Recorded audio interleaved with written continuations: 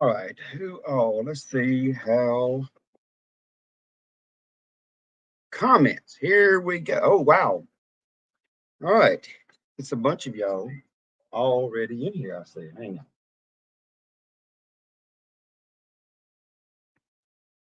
on. Ooh. All right, guys. What's up? Let me see if I can figure all this out. All right. Who was the first one in here? Joe. Joe, fix it for you. Here we go. Dot Roper. Hello. Old Pecan Homestead. What's up, guys? Sourceful Living. All right. Well, the whole deal behind this live is um, we've got to figure out how to use the StreamYard and all that stuff. All right. Hey, Josh, what's up? Like the oranges. So we got Miss Jessica is going to join us. You've been trying to comment on my castration short, but I think my verbiage is, is getting my comments removed. Oh, mercy. Well, I decided to throw that one out there and just see how the short the video will be coming out. I'm sure that video is going to be about 4 days behind. Um, almost a green acre. Hey everyone, Krista here. Hey, Paul Case Farms. What are you doing? What are you doing? Gotcha. Well, Mr. Paul, we are fixing to try and figure out this all this stuff because I'm planning on doing our 1,000 subscriber giveaway um, Monday. I've got to figure out. Probably going to try to do it at 8 o'clock. I'll get it scheduled. That's if I can figure out how to add all this stuff and make all this stuff work. Uh, okay. This thing, Foothills of Appalachia. Hello. Hey, Amy, hold on. Sup, Chris? I don't know who it is, if it's gonna be Amy or Chris, but Sideways 75 Farms, what's up? Uh and guys, look, y'all got to forgive me on the names. I'm learning people. I know Dakota, Shayla, from Old Pecan, um, Amy and Chris, Brian and Kathy. I mean, Neil. I'm learning some of y'all, but some of y'all, even though we've chatted a lot, I haven't learned everybody's name. So Nana, there's Nana, Nana 9 Acres. And the mods I have in here, guys, y'all feel free to drop people's links.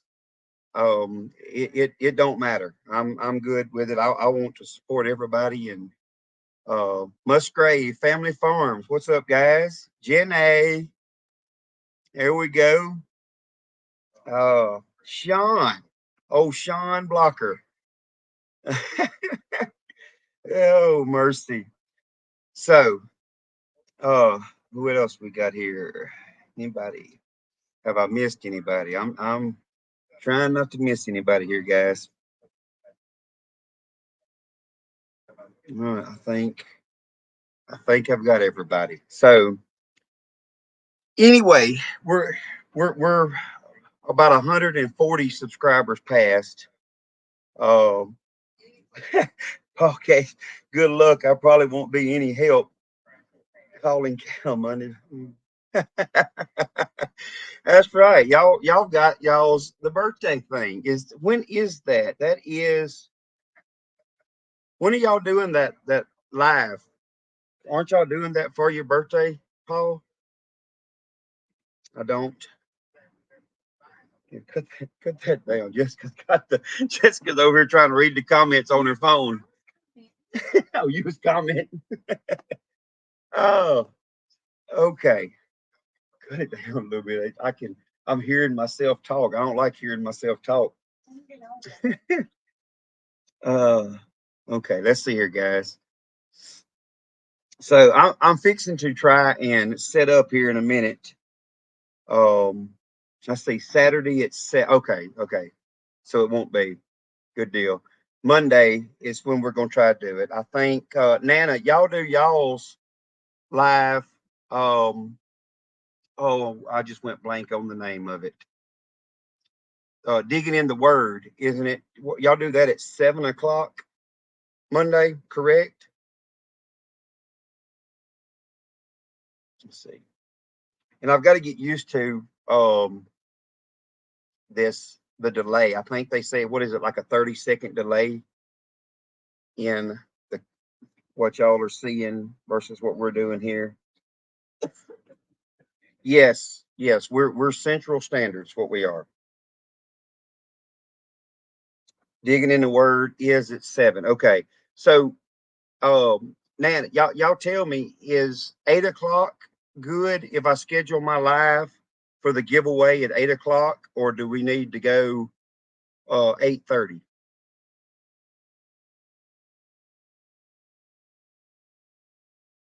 Because like I said, I don't want to get on. I don't want to get on top of anybody. I don't want to get too late with it, but um, give her 8 will be perfect. Okay, good deal. That's what we're gonna do. We're gonna schedule our um, giveaway for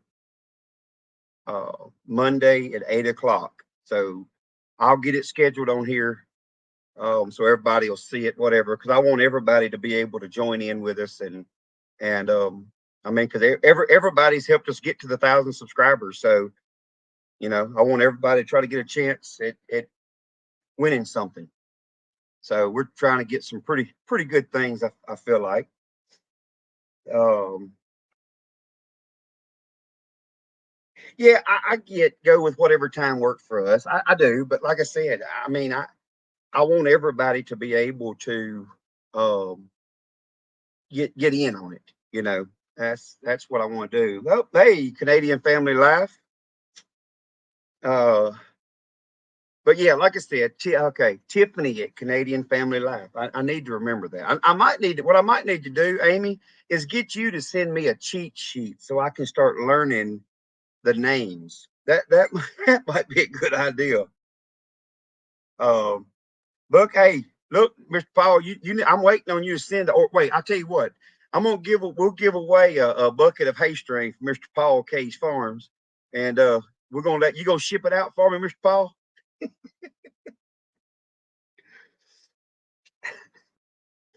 Let's see. Need to win nothing. If you need a mod, I would be happy to help. Let's see. Oh, I'll have to go in and I do. I've got several people that's added as mods. I don't think I can do the mods on the StreamYard, but I can go back and do it on the video. Oh, Mama's in the house. That's Vicky. Vicky there. That's Mimi. Oh, let's see. What am I missing? I wish I had used string. well, Neil, I can. If you need some used string, I can hook you up with some string. Hmm. Let's see. You gonna burn it in my honor, huh, Mr. Powell? Oh, mercy. Let's see. All right, so I'm gonna let me play with this for a second as we talk, because I've got to try and figure out how to add some of this stuff in here. And I think that everybody can see me while I am playing with this. Y'all tell me if you can't. Um, Let me see. Our giveaway. Okay, so let me do that and get on here and see if this works. But anyway, how's everybody doing? How's everybody's Friday been?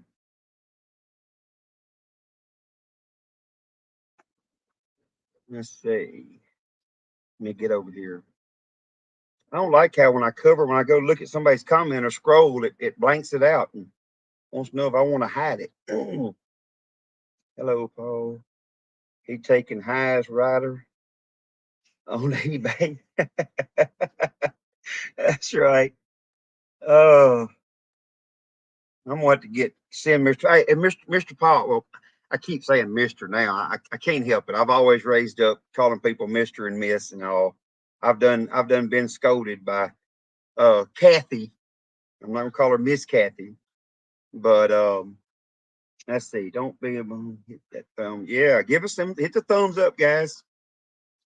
Uh, but Mr. Paul from Paul Case Farms.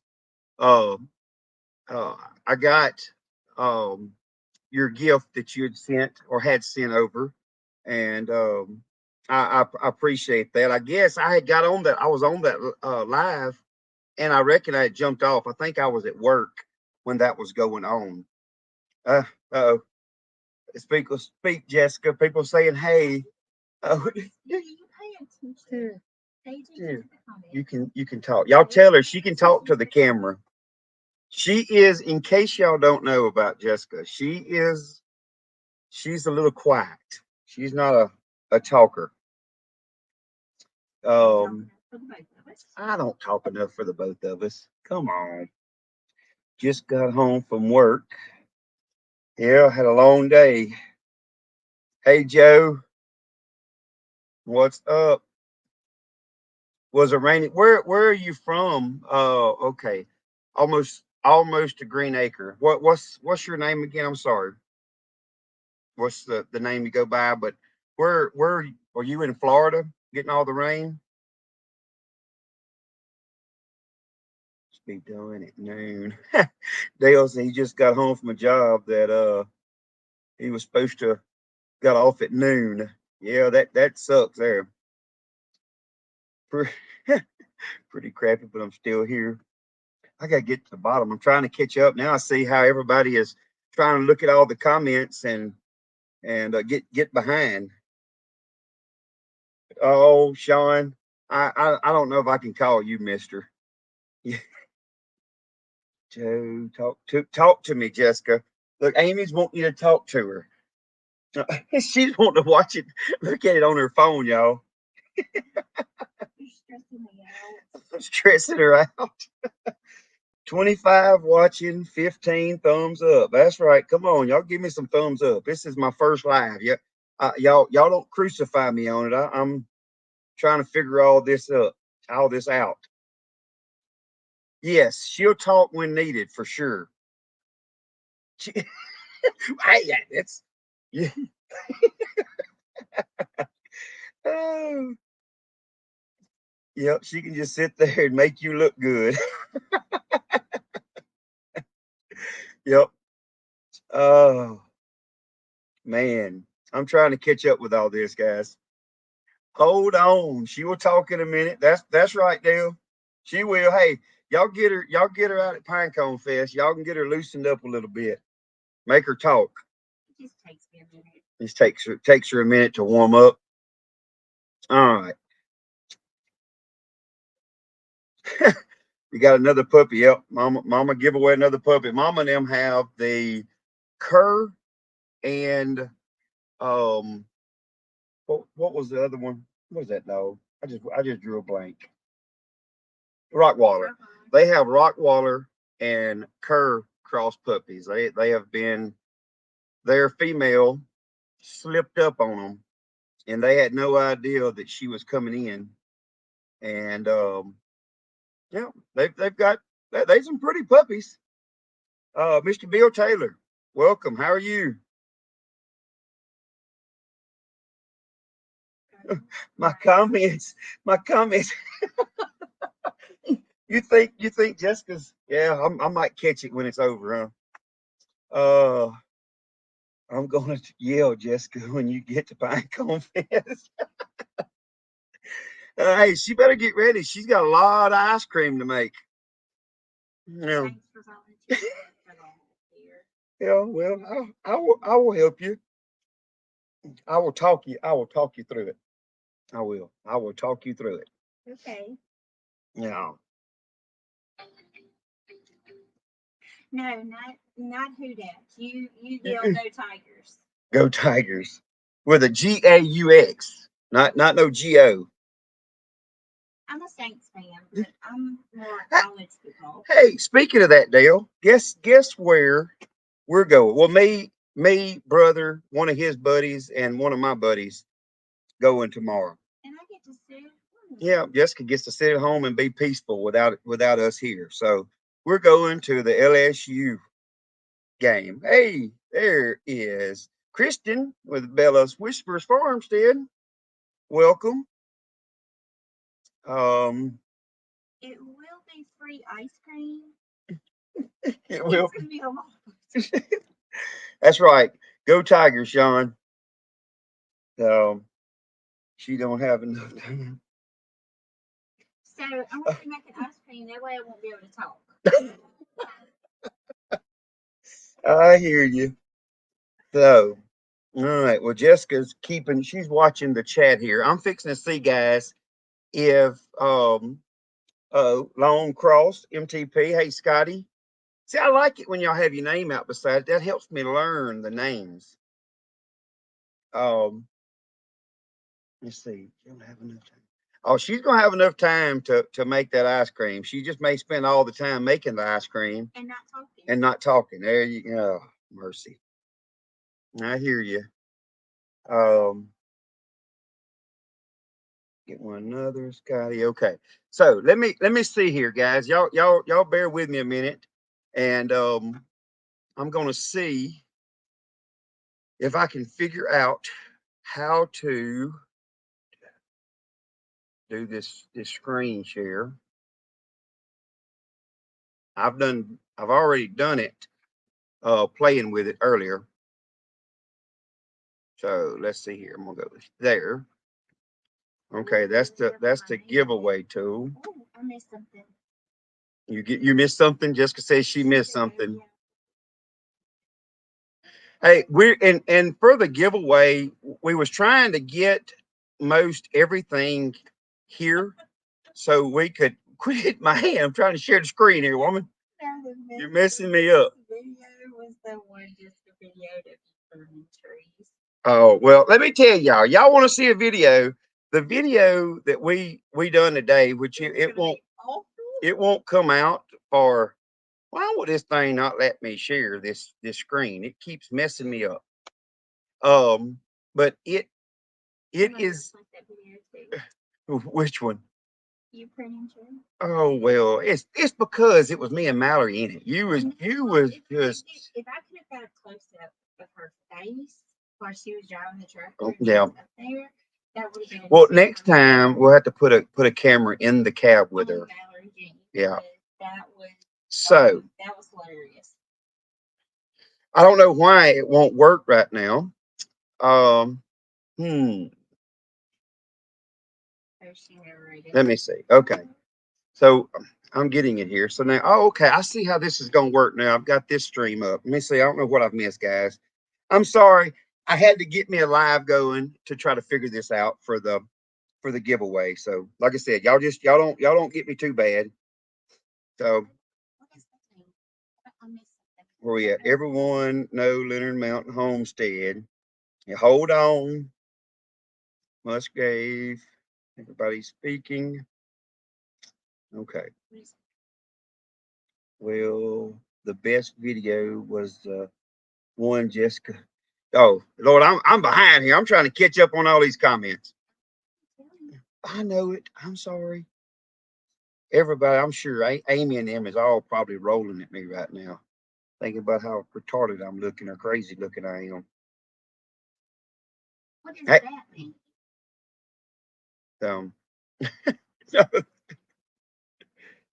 let's see. Okay, I'm at the bottom here. So I am still, let's see, I gotta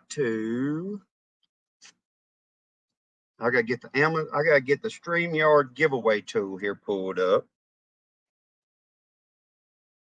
Okay, so there's the StreamYard giveaway tool here. So I've been told I may have to get Amy or Dale or somebody to jump on here with me and talk me through some of this. Okay. So this is it right here. Okay. So we're going to close this right here.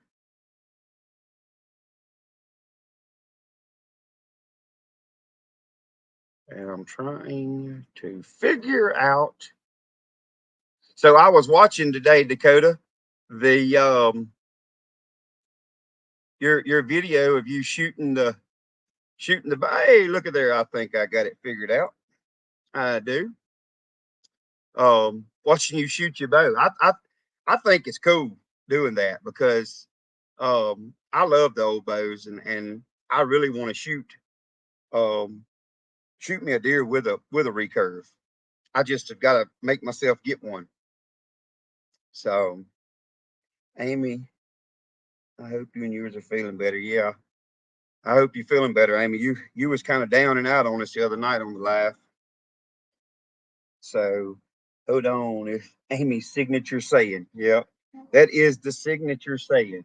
And Chris is sup. What is it? Oh yeah, that yeah, that's good. Yeah. So hold on, let's see here. Hey, you better at it than I'd be right now. I'm pretty sure, Dakota. So this is I'm going to do a test run, guys, and if anybody wants to just throw a, a couple of hashtags in here, I'm fixing to post it here. I don't know if I have to. It's hashtag the yard. So how do I'm trying to think. So if I do that right there, and it's hashtag the yard. How do I let me see, trade you a trip. Getting that tree. Well, hey, it's got to get done, Jenny. Gots to get done. And I had all kind of people giving me suggestions on how bad of an ideal it was. So I even had somebody comment about how I would never let a girl uh, drive anything. I'm like, man, our kids have literally. Brother was so young. How old? And Mama's on here. She may remember, but Daddy used to have a little Ford Ranger and little automatic Ford Ranger. It brother, it didn't even bother the neighbors around here because everybody, 6 or 7. yeah, 6, 7 years old, because everybody knew. I mean, my kids been driving, and this is by themselves. And I know some people may not like that, but I mean, you would see him, you would meet him coming down the road, and he was literally looking through the steering wheel, and you'd watch him, and you'd see his finger come up. He'd wave at everybody he met because down here where we're from, I mean, we wave at everybody. You see him on the road, it's a habit. Yeah, but he'd be all by himself. Oh, oh, Xander with an X. See there, I'm remembering that one. Oh, oh, Jennifer, I missed Jennifer coming in. I guess I see Neil speaking to her. Mister Leonard Mountain Homestead, sup? All right, guys, y'all forgive me if I miss speaking to somebody. So I am trying to, and like, so tell me, Amy or somebody, can I make someone a mod from the StreamYard?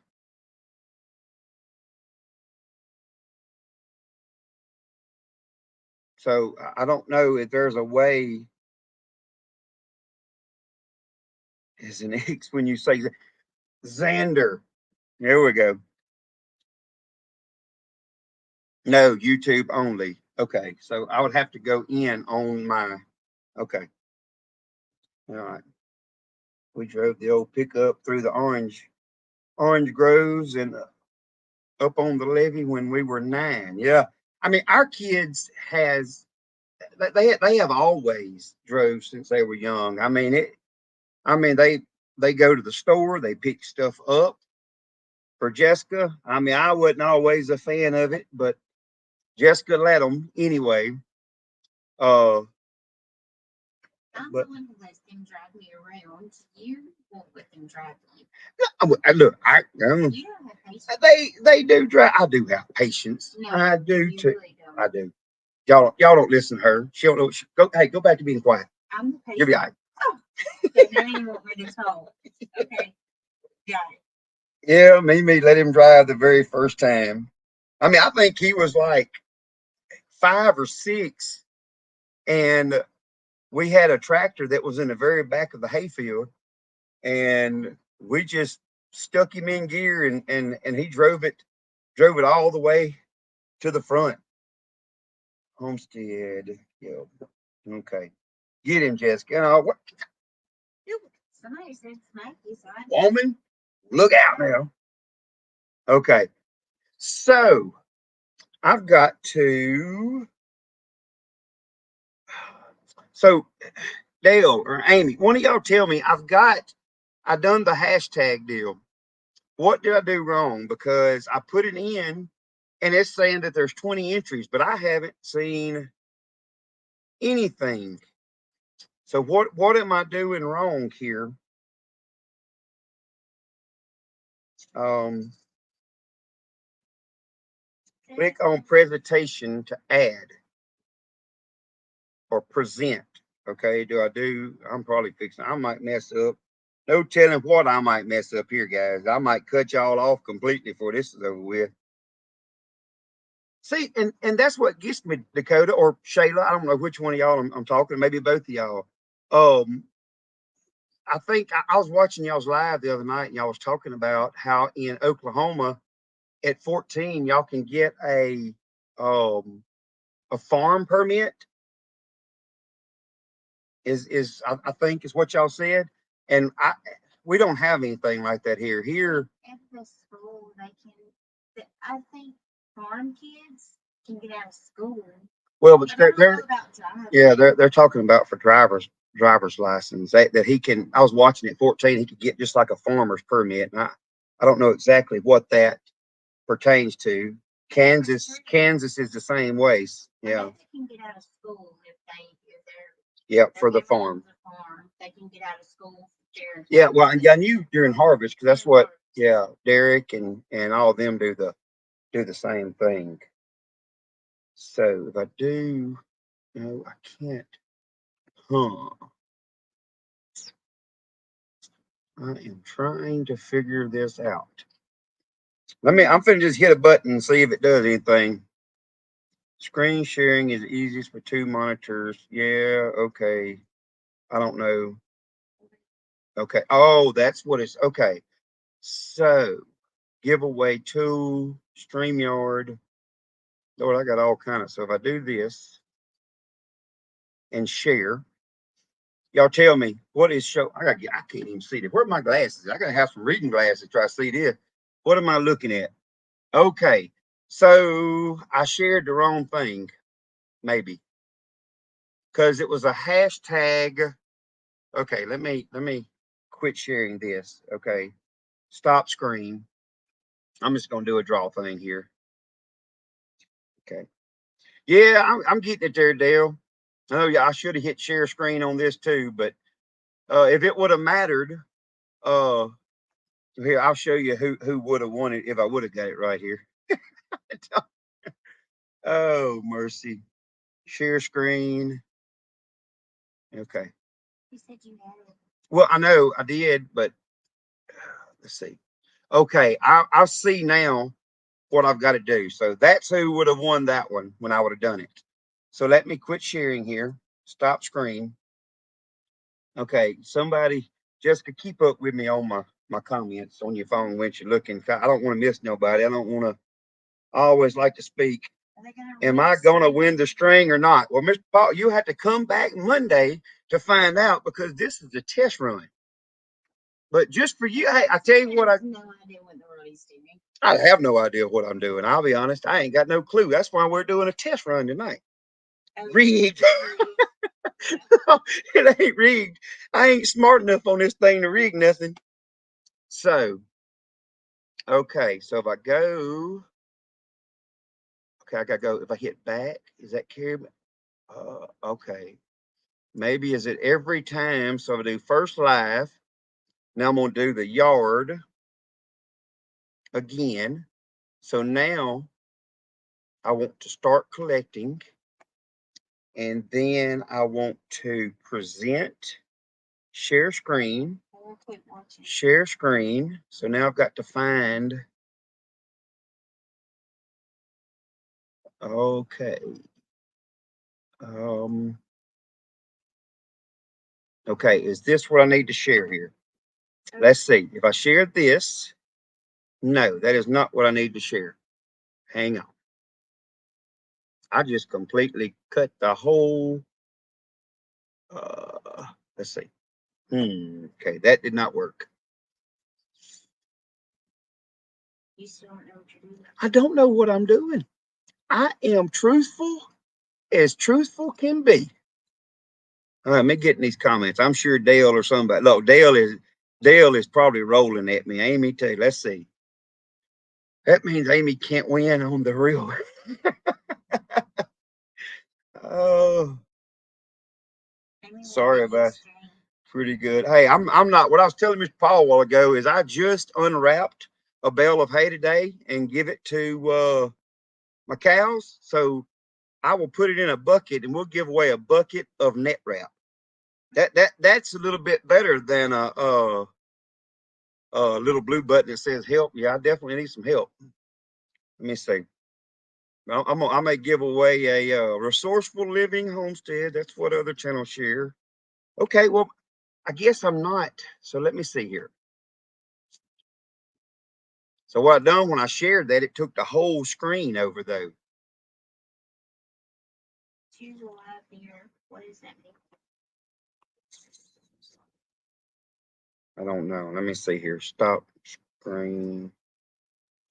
Okay. So if I do, you need to choose a live from the drop down.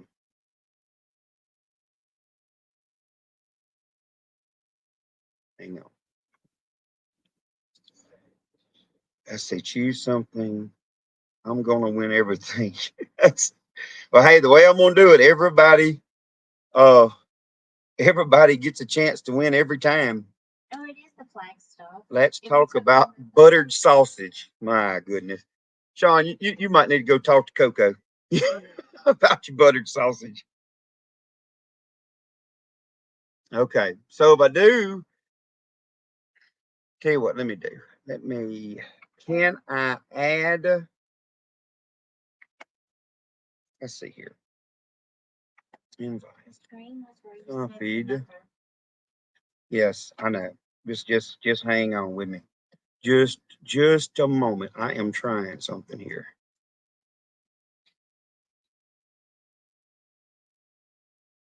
No, that ain't gonna work.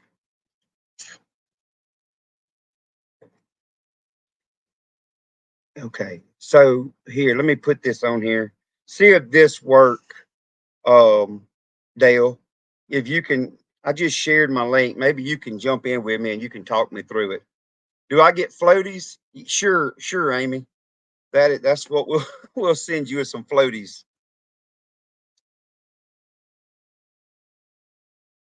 Okay. So maybe if Dale's there where he can jump in, or if not, I mean I can get it with Amy, somebody. Uncle Don. Oh, Uncle Don R. Hello. I did not see you come in. Sorry. We're trying to figure out all this stuff for my giveaway that we're going to do Monday night. So I don't want to get in a giveaway and not be able to give anything away. So can someone share Neil? Yeah. Yeah, like I said, moderators, I don't care. Y'all can share everybody's links. I don't. I mean, that's how I got to where I'm at right now, because I had so many of y'all sharing me out, and add the stage here. So, Mr. Paul, can you tell me how to do this? No, No, I don't know nothing. Well, what, you ain't no help to me then. I just come in here and was going to sit in the basement and make funny faces at you and tell you while you and Dale figured this out. Oh That my screen, gosh. the screen that you had put up is Yes. what always comes on Jesse's lives when he picks the hashtag. And he has to go in there and click on the top one where it said choose live stream. And he would click on that one and it would give him choices. Okay. So that's what I've said. I've got it pulled up here. Oh, but let me see. I don't know if Jenny, maybe she may know. I don't know. I just, like I said, I don't. I knew that I talked to Dale the other night, and he kind of walked me through it, and then I talked to Amy right before I started, and we kind of talked about it. But you can't really do any of this, and I'm trying here. Hang on, y'all. It says to do this. So if I go to present now, let me see what this looks like. Y'all tell me. Share screen. So this will be. Let me see. I'm gonna figure which one here. Okay, is this the one that I need to share? Tell everybody hashtag. Nope, that ain't it because that's not. I think that's where you start at. Well, I know, but that's not. On that one, you should be able to choose this live stream, and then you go down below that and put in the hashtag that you want them to have. Well, that's what I've got. I've got my hashtag is pulled up on here. Mm-hmm. But it's for some reason when I share it, it's not showing what I have put in. All right, let me. Poof goes Jenny. Jenny left us. I'll throw you. Everybody just chatting away. Trey, do you see the first bar that says live stream?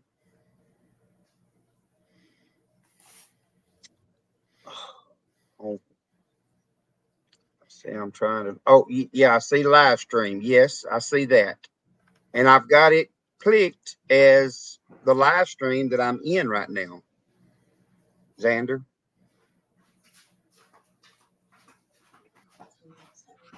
So I have that.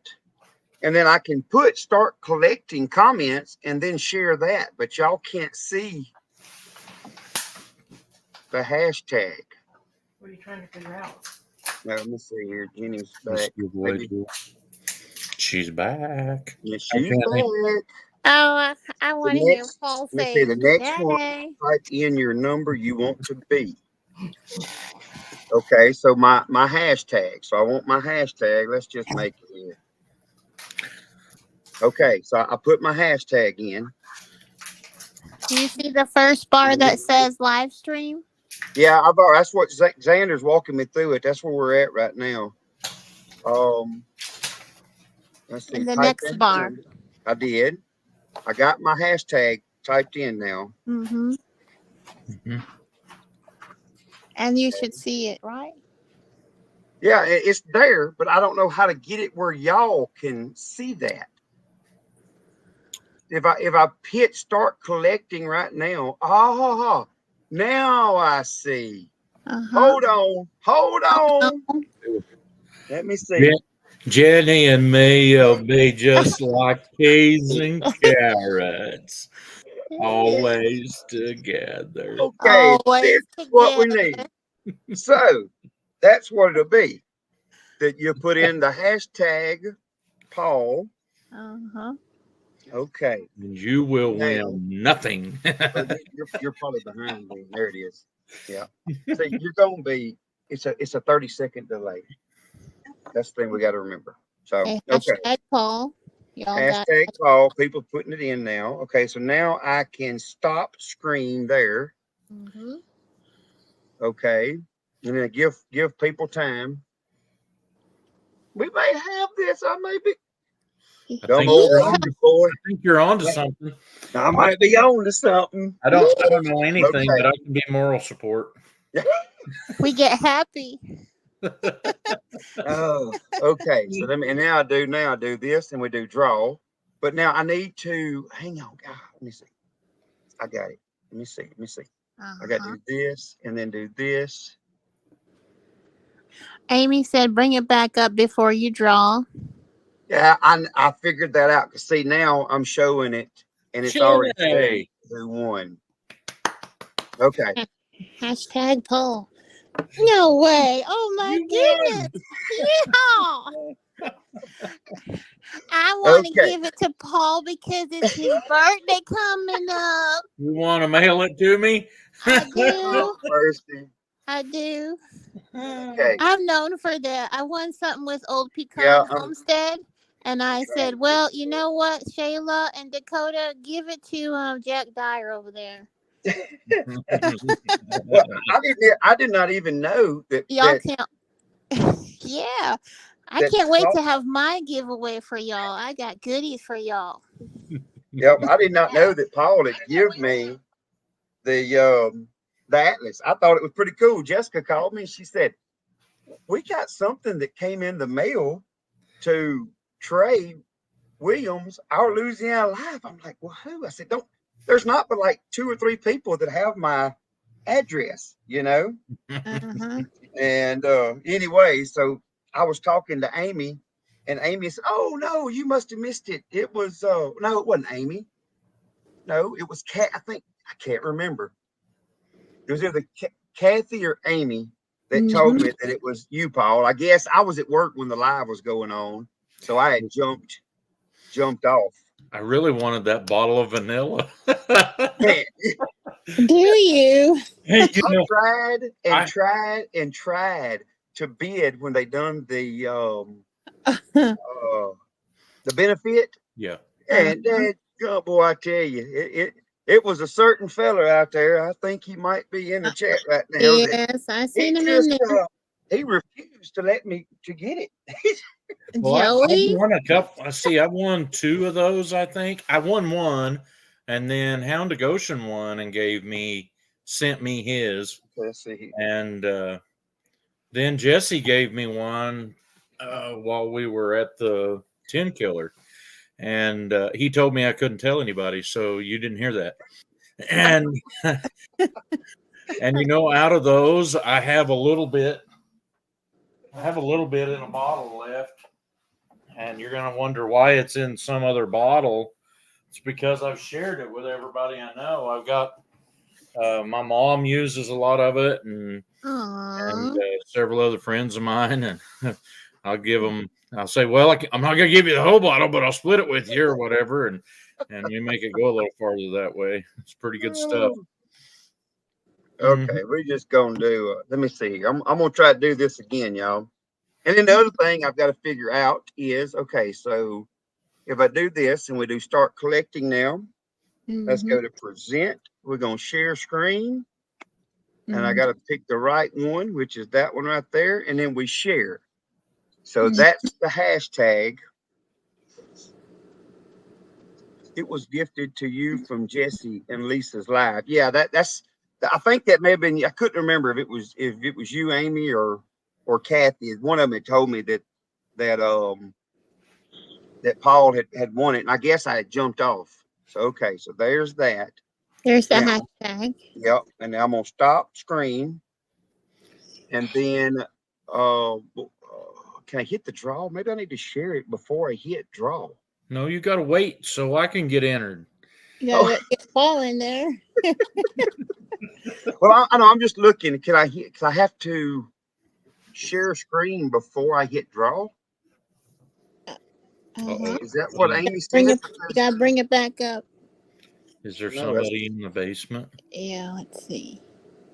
Somebody here. Let's see. So let me. It's a Twilight Zone. Yeehaw! Hey, I may have got it right there. I thought it's Johnny. Where are you? Yay! Okay, so there it would be. Okay. She won the dog. What kind of dog was it? All right. It's a Karma. cur and Rottweiler cross. A Kerwaller. Kerwaller. That's right. Is Dale in the basement? I don't know. I don't see. Or a Rodiker. You can draw what? Yeah, that's what I done. Is I got it pulled up and then I hit draw and then I shared it right quick. So I think I Congratulations, did that right. Karma. So now the other thing that I have to do is like if I'm going to do a so if I do this, you pull up this. So if I want to share I a have GS, a mail still. hey, we've got one GSP left, Dale. I have one puppy left. It's a male. So they will actually be 6 weeks old Oh, Tuesday. Yep. He's the only one that we haven't sold. oh. So now what I want to do, if I do present and share screen. Remember, Paul wants that string. Yeah. No, Okay. So that's what we want to show up. Good Uh-huh. deal. Gotcha. Boy, Got done. I am Yeehaw. gonna be a professional something StreamYard YouTube giveawayer. just in time for them to start charging you to even be able to use it. Yeah, probably so. Probably so. Yeah. You know, that's what I found in several of the farm businesses I've been in. Just about the time we'd figure out how to do what we needed to do and got good at doing what we needed to do, they changed what we needed to do. Check my. Oh, there. Okay, I'm sorry. I did not know how to. I didn't know that to scroll to get you to pull up. Yeah, so when you start Yeehaw. getting quite a few, you got to scroll down to see everybody. Is Brian and Kathy in there too? I didn't mean to take their Yeah. spot. They're here. Oh, In the I chat. haven't got nobody pulled up yet. I hadn't got nobody's in the basement that I She see. says they're saying hello. I don't know, but I don't. There's nobody else there unless I can't have nobody. Now they I said don't know. no. No, they're not. Oh, okay. Maybe they just saying hello to everybody. Karma Trey's a Lewis, pro you now. I want, don't know if Trey's a pro. Karma Lewis, you want an imaginary dog. Right. Okay. You just They're I'm just gonna practicing, Karma. you just buy some imaginary food to feed it Thanks. and pet it like an imaginary dog, and you got it down. Boom. Yep. I think I Hey, got it. I just got that's what- imaginary friends. Yeah, we're on screen, Dale. Y'all, we did a funny thing on Cahoots, didn't we, Dale, last night with that poop? Oh my Lord goodness have gracious. mercy. Dale has laughed so hard on Kahoot the last 2 weeks, and I'm going to be really disappointed if he don't laugh at least that hard when he's You around. guys, I love you the guys didn't farting even know one. I could belly laugh like that, did you? Yeah, but I love the farting one better. The fart queen. The problem is I get laughing so hard I'll hyperventilate. Trey, I think I've asked you this before. Do you watch Matt on Ranching Sodak? Oh yeah. I've actually talked to Matt. Have you? Some of his stuff is so funny, and I'm actually fixing to do a video about something that he kind of, in one of his videos, he touched on just a little bit, and then he went on, and he's got that personality where he can do something really funny, never break a smile about it. And he was talking about his squeeze shooting, how he had moved this chute and 2 panels over there, and he's going to work these calves. And his remark was, "Looks just like Arrow Quip." And it looked nothing like an Arrow Quip. Everybody knew it. And yeah, well, he said some funnies on one of his. He had a really cool poem he recited while he's driving his dump truck, but he had a couple of funnies, and I thought they were really hilarious. And they come from his hired hand, Jim, which I'm not sure is not his father-in-law. But anyway, one of them was Jim said he was so poor when they was growing up, and he had so many siblings that his mom would just get them all together and make them sit down instead of feeding them, she'd read them a recipe from the Betty Crocker book. And he had one brother that about starved to death before they figured out he was deaf. I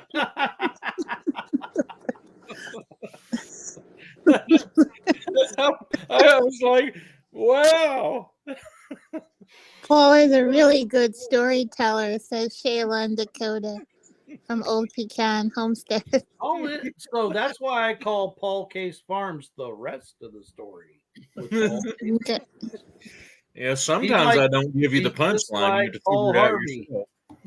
He just tells I you love the him. rest of the story. He's a sweet soul. That's right. You know, with that being like, that's a channel idea that I would love to do sometime. Is like that, kind of like Mike Rowe kind of picked up that torch and carried it for a while. Like for us old farm kids, you know, I don't know about you guys, but I grew up listening to that on the radio while working ground. You know, you'd start early in the morning, and Paul Harvey would start the very first of that story. And then at noontime, you'd get another part of it. And then before dark, you would get finally the rest of the story, you know. I was thinking it came on right after the noon news on the radio. And that's the news. And that's the news. That's what Yeah. he'd say. And that's news. I grew up listening to that on the radio in the tractor, and Royals baseball. Yeah. And Royals you know, baseball. people- See, ours was people the Braves baseball. You were Atlanta a Brave. Braves. Yeah, so you had a way more fun listening to baseball than I did. So I didn't grow up I was in listening the good to old days of it. I didn't grow up listening to anything but the tractor, y'all. oh, one of those. Yeah, I was still more in the group that if you had a shade on your tractor, they made fun of you. Yeah, I kind of had that for a while too. I was a dust eater. Until we got out here and started row cropping a lot bigger, and then I graduated from an open station F20 or H Farmall or 4010 or 4020 John Deere to 7020 Alice Chalmers with a radio, and man, yeah. I thought I was in tall cotton. Yeah. Until you went across the rough spot, and those cabs were made like this, and your head would bounce off of each side of that cab. Dad said he needed a football helmet. Oh my goodness gracious! That tractor was like great cheap horsepower, just got the job done. But I'm telling you, that cab must have been like an afterthought. Like it was tiny inside of it when you got inside. I remember when my papa and them, they've always had red. They've always been case stuff. And it was when the Alice Chambers come out. I don't know how, because I was real young then, of course. But Papa ended up with two of them, and they loved them. They kept them for a long while there. So, but I don't remember enough about the cabs and how all that stuff went with them. Now, if you made it to the 8000 series, you were like, that was like the Cadillac, big old cab on it. It was like 8030s, 8040s, 8075s. The only problem with them is you'd be going along through the field, just getting it done. And the next thing you know, boom, the starter would go rolling off over there in the field because it would throw number 6 rod right out of the side of the block and knock the starter off. Because the harmonic balancers would go out of them and throw it out of balance, and it would throw that rod right up through the block. Well, I remember, if I had to guess, I would say it's probably been about 35 years ago. So whatever it would have been, because Papa, they bought them brand new, of course. So 35 years ago, man, they'd have been in like fancy ones. They'd have been in like Agco Alice. 30, I guess it would have been. 'Cause I was probably 15. So 15, wouldn't that be right? Mm-hmm. Yeah, that'd be right. I was probably about 15. I may have been a little older than that. So I'm a young 45 right now. So my dad's family, they were all red tractors. So when Paul talks about his red tractors, I just have PTSD. I remember. Well, look, with my family, they've always run pretty much all red tractors. You know, with the exception of like the little Alice Chamber run they had right there. But when it comes to combines or cotton pickers, it was nothing but green. Don't bring no red stuff around there when it comes to Heck cotton yeah. pickers and combines. That's just the way they always was. My uncle right now is the same way, you know. Well, when I was growing up, when I was in the 5th grade, my dad lost his job when B.F. Goodrich left Miami, Oklahoma. And he was doing some hay baling for other people before that. And he decided that was what he was going to go after. And he already had most of the equipment. He used his severance pay to buy some other equipment. But the second year we did that, my cousin decided that he wanted to mow hay for Dad. And You're not late, Evelyn. You're just on time. He bought a new Vicon 8-foot disc mower, and we pulled it behind his 756 Farmall.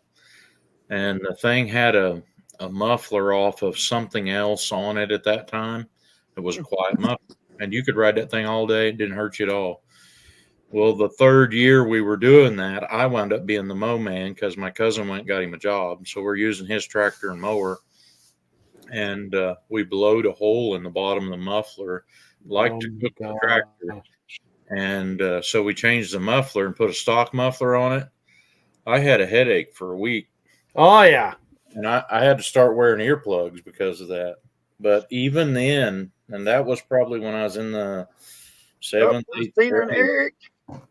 And I remember I didn't have no radio, no shade on the tractor. Matter of fact, a lot of the days they would take me to a place they wanted me to mow, and they didn't bother to come back and get me till they got done Hey, baling. I've been there. I was there not even 10 years ago. I told the story the other day. My buddy called me one day. I was selling equipment, and I had this really close friend, and he hollered at me one day, and he said, "Hey, I know it's not your color." Because at that time I was selling a whole different color than what I'm associated with now.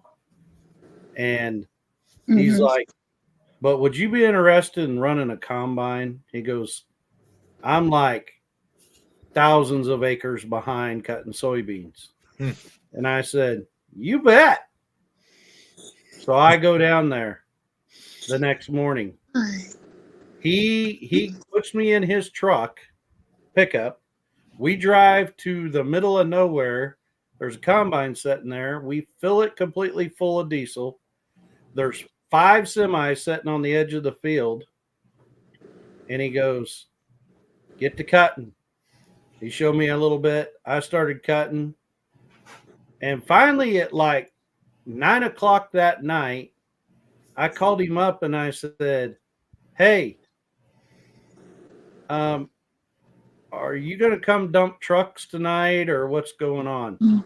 And he's like, "Oh man, I forgot you were even over there." He had to go to work and do his regular job. And like, he forgot I was even doing anything. And the next time I went down to go help him, he called me up. It got a little better after that. You know, he didn't forget me for a while. Then he called me one day and he's like, "I've got 400 acres of hay that needs to be mowed down with a bunch of oil wells, and I can't trust my hired man. Would you come and run the tractor and mower?" "You bet." So I go down there. I get on the tractor and mower. And I said, "Don't forget me." And at about 10 o'clock, he comes rolling in there. And I said, "Did you forget me?" "No, I didn't forget you. I'm here." I said, "Well, I haven't had lunch. My 2 bottles of water I brought run out like at 1 o'clock.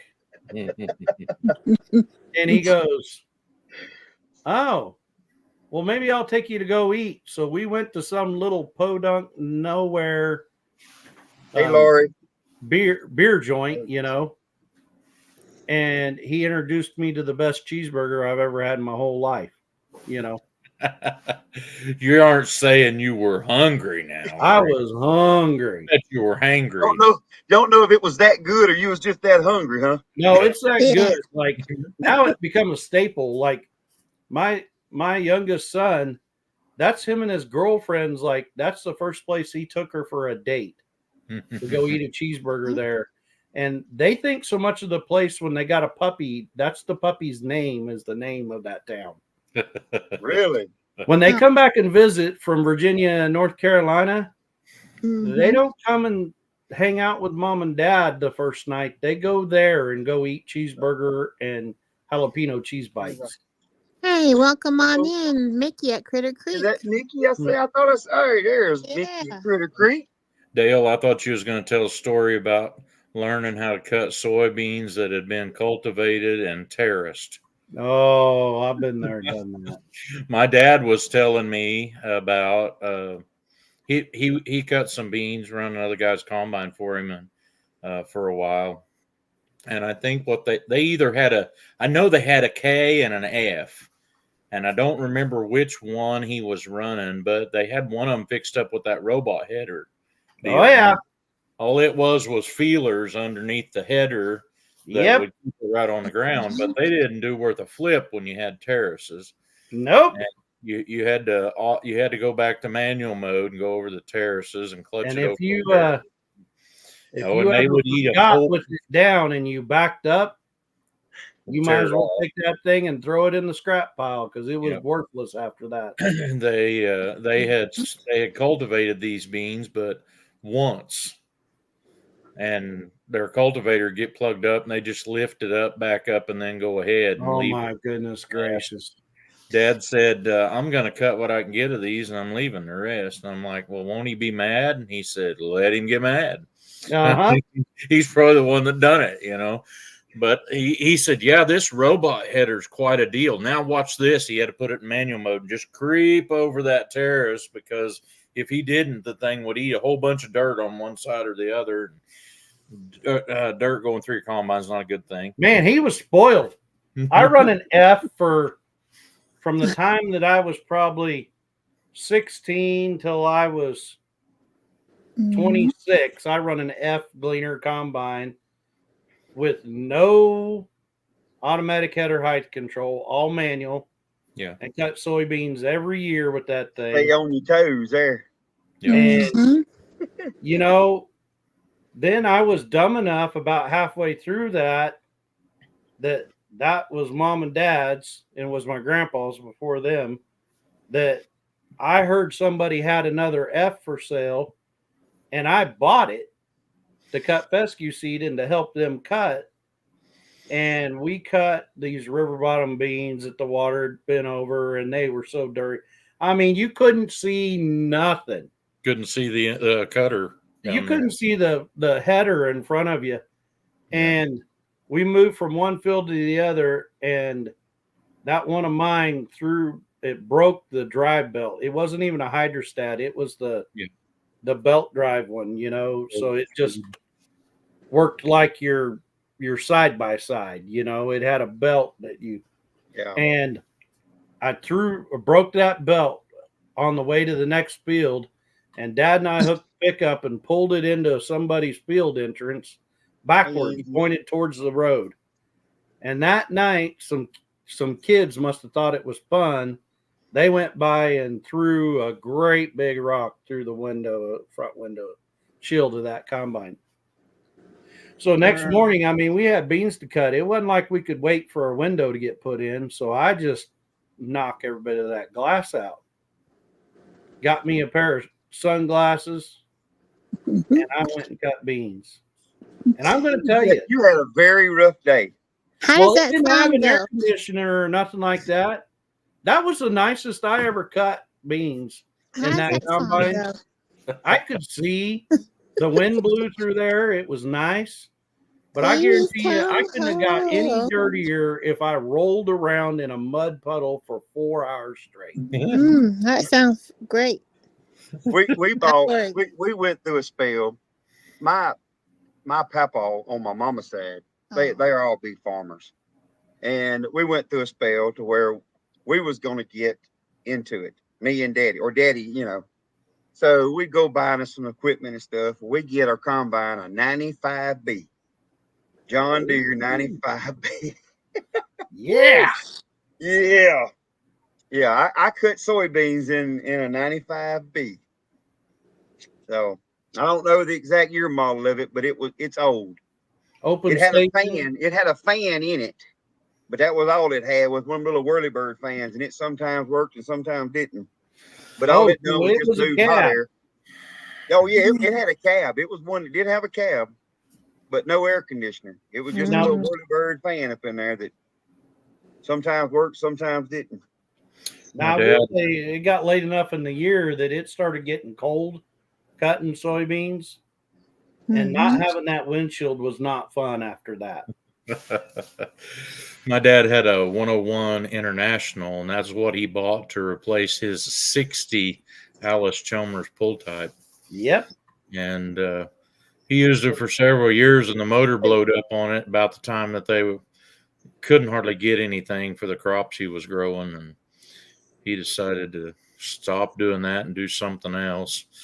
And the combine he had set in the field where it blew up at, across the road from our neighbors for about 10 years. The guy we rented the ground from was threatening my dad that he was going to put up a sign, and Dale may be the only one to know about this, and call it Little Brutus and make it into a wedding chapel, and you could go get married on the operator's platform of Dad's old combine.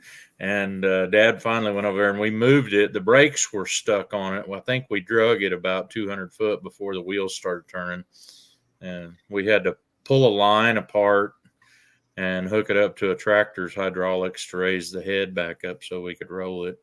Oh, yeah. Hey, Dakota, I happen to have a 95B.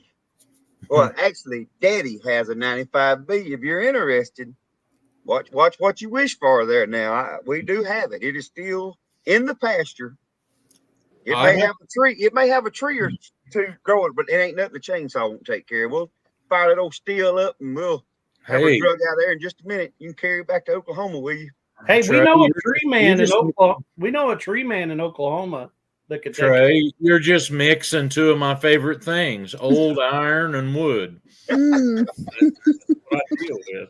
Hey, I got a little history. Runner Neil said he said he run a Alice Chalmers forklift one time. If it was a in good shape Alice Chalmers forklift, I'd take that. Alice for a while made a really nice forklift. Wait a minute. Amy's gonna leave and go to bed. That's just rude, Amy. That's just rude. I wouldn't leave one of yours. Amy, what you gonna do? We've been on there an hour and 8 minutes. An hour and 8 minutes. And we didn't even mean to do that. Have we been on here? Have I really been on here that long? No, there's 20. Y'all, there's 26 people in here watching me. Hey, oh, I'm gonna be honest with you. I ducked out, went and visited with Lauren and Joel for a little bit. Making it home. For their normal time at making it home. I come back and I see Paul Case and Joy-filled Jenny on here with you, and I'm like, well, there was no invite for me on here. They need help. You should have looked at us and just said, "Oh man, they need help." Oh, now she's pop up. Now she's in here. Listen, I've been up since 4 a.m. Oh. Yeah. What did you do? Get up to check out Jack Dyer's live? I watch him read the Bible every morning, but I don't watch it live, let me tell you. Yeah. Well, I do on Tuesdays. I told him I'll do it on Tuesdays, but the others I do a replay. But he's at the Oklahoma Homestead Rendezvous today with the Farm to Table people and the Large family. Also, Christine Gillum said, Johnny said she was going up there. That happens today, the 27th and the 28th at the Southeast Expo Center in McAllister, Oklahoma. So if y'all I didn't realize Yeah, I didn't realize that's what Amy was in the chat saying. That's what she just got home from, and Yeah, she in a was at the crazy state. rendezvous too. Yeah, And Nikki somebody says else you said can't that drink she's that half as the Chamber. staff. They must that's have lots of staff there. yeah. I had a bunch of learning opportunities, and Amy was there. Yeah, she said she went. It was a crazy day at the rendezvous. She says. And she just got home not too long ago from the rendezvous. So it'll go on Oh. today and also tomorrow. So if y'all want to check that out at the Southeast Expo Center in McAllister, Oklahoma. They maybe could use some more volunteers because Amy just said most of the volunteers didn't show up. Where is Abbeville, Louisiana at? That's South Louisiana, yeah. So that's I don't know how far of a drive that is for Neil, but that's several hours drive, I believe. Welcome, like the oranges. Good to Josh! Yeah, Josh. Hey, how is There he is. the weather in Alaska right now? Y'all good there? How's everybody fared with the hurricane? All of the people in the community. I made it through. I was There gonna was a say, Category 4 hurricane that come through, and then right through Georgia also, and it did hit Category 4. Oh, there's a lot of power lines down. Looks like Look at that. in certain parts of the area, there are certain looks like devastation, blackouts, and sometimes people might have to wait 2 weeks up to power if they don't have generators and things like that. They will man. so let's keep them and remember Mhm. all those just keep them in your love and prayers. Send good energy out. Say a little prayer tonight before you hit the pillow. And we do live in we're still blessed. We live in the greatest country. We know that. We do. And we're very grateful for that we can connect. So yeah, definitely. So thank y'all for your prayers and love. Joe Fix It For You was in the chat somewhere where I was at on live earlier this evening. May have been here. Yes, And- he was. Joey was here. I seen him. Yeah, he didn't say anything about problems, but I was on a live with Nelson from IP Farms in South Carolina, and several of the ones around him had talked about the fact that the rain that they'd received wasn't anywhere near as much as what they had forecasted. So Yeah. It was basically tornado just blew right through the middle of Georgia. It hit it really hard on Florida, right up through Taylor County, all the way up through the middle of Georgia, which was Dublin. And it devastated a lot of folks. And they're going to be without power at least 2 weeks, I would say. And so whoever's out there listening to this podcast, y'all let the power men do their job, stay out of the streets, and let the first responders do their jobs to take care of getting those hospitals back up for everybody, and the power lines back up, and to take care of the residents in all the communities across. So do your best to not go ahead and don't touch any power lines down. If you see a power line down the street, please do not play with that power line. Keep safe, and remember your animals too, y'all. Keep safe. a channel that I have watched for quite a while is called Field Rose, and they're on the Florida Alabama line, I believe, and they farm peanuts and cotton. And they had been trying to pick peanuts through all this, and it's got to be dry to pick peanuts. Mhm. And they was having all kinds of trouble before this, and I can't imagine what a bunch of those guys are having to go through. Sit there and watch it saturate your crop. And those guys was showing that their peanuts were falling off the vine before the picker could even pick them because they had been held up by weather before this. So, yeah, and I bet this ain't no good for cotton that they've just defoliated. So, Oh no, it'll ruin it, and have the boll be sprouting in itself and all kind of stuff. That's what we've got another one actually, which y'all watched the news. There's another one that's looking at coming in if it develops, coming right in the Gulf. So which we're normally far enough north that it doesn't affect us that bad. I mean, we've had some bad ones that's come through here and tore up stuff before, but Hey, 90% there's of the food. time it ain't bad. Mm-hmm. Hey, and look, can somebody share Xander's? Again, I know y'all done it earlier. Jessica has gone in. Jessica hadn't went in and subscribed to a lot of people, so somebody will share it. That'll make it easier for her to just click on it and be able to go back in Mm-hmm. and click on it too. So, but I'm learning all kinds of stuff. I kept scrolling over everybody's comments. It would say show. I didn't realize it when I clicked on it. It showed it. I'm telling you. I know some of y'all be thinking I'm funny, but that's I'm learning. When you're the dude in the upper left hand corner, you got stuff you can do that ain't Look, nobody else. I'm sitting here. If y'all watch me, I've grabbed my hat a couple of times. When I look at it, my hat looks crooked. Well, then when I grab my cap, I grab it and go the wrong way with it. That ain't I'm nothing. looking I at try to point at you. yeah, you got to point that well that way. Dale's down there. Yeah, Dale got it easy on that one. Yeah. Oh, Uh-huh. no mercy. Well, guys, I really appreciate everybody, and I hope everybody can be on the live Monday night. I'm going to schedule it here in just a little while, and I hope I can get this. I think I've got it figured out for the most part. Well, I'm glad we could draw with you while you was trying to do important things. Yeah, making me. They just shared Xander's deal where you can click on it. Like I said, I only show up for comic relief. You know that. yeah. Well, I'm gonna make sure we have a bucket of twine in there just for you Monday. One used bucket of string. Somebody will say, "I could use that bucket." Look, and I did. I'm telling you, which I know. I think I told you this in the Tina and Eric's live. But look, y'all, my daddy, I pulled up one day at the house. Well, when I pulled up, I looked and there was twine coming down the road, wrapping around the light pole in their front yard.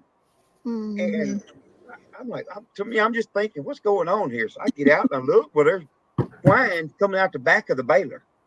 We was having all kind of wrapping issues and tying issues at the first of this year. It was bad.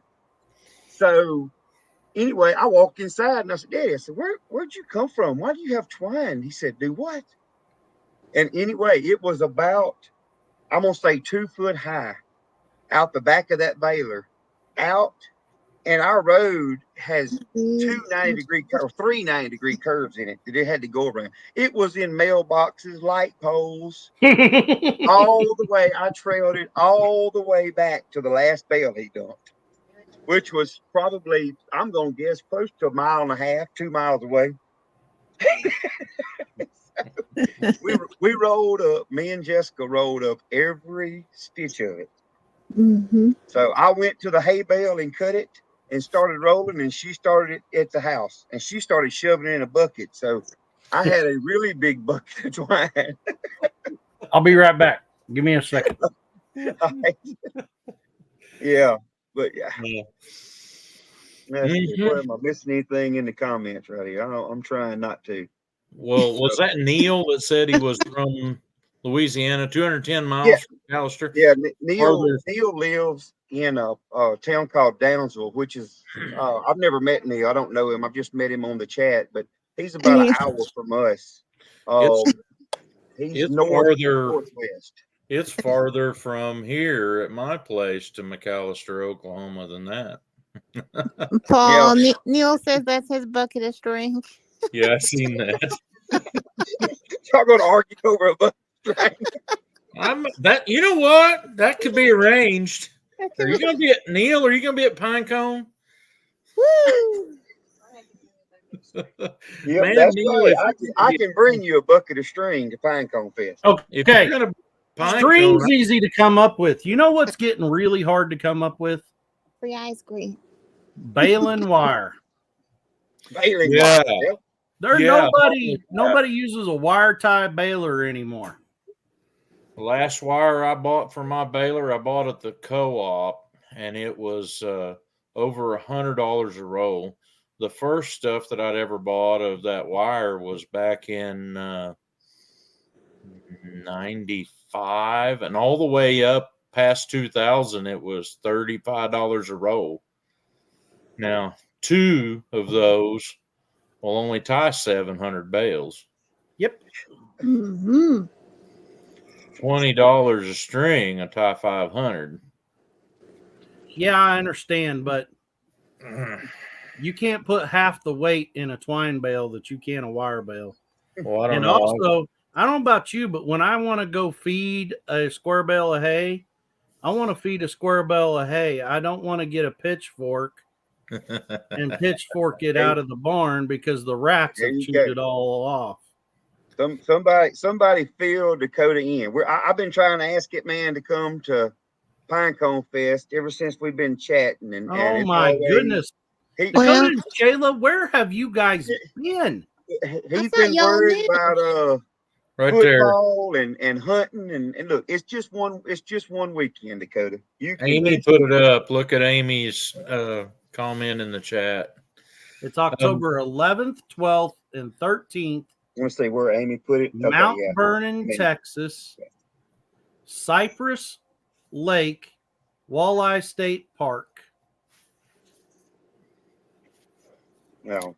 From you guys, it would just be like a few hours drive. And I'm sure I can get you a bucket of twine, Dakota. No, it was Treasure Hunter Neil, and he said he's not going to be there. Had prior plans set before that he can't Well, make. I can get Treasure Hunter Neil some twine anytime. Yeah, there you go. I'm close enough. I go to Monroe all the time, which ain't 15, 20 minutes from him. I can hook him up. Well, I'm the guy that I used to be the guy at the dealership that Right, Tony? was like the last guy that knew how to fix Okay. small square baler tying wire or twine. And Mhm. every year during my hay class, I make those students learn how to fix a twine tying mechanism for a John Deere baler. And I'm like, if you'll learn how to fix this one, you can fix every brand under the sun. They're all basically the same tying, knotter. And these kids nowadays, that are coming out of high school, they're like, no one square bales anymore. I'm like, listen, there's a lot of people that still square bale.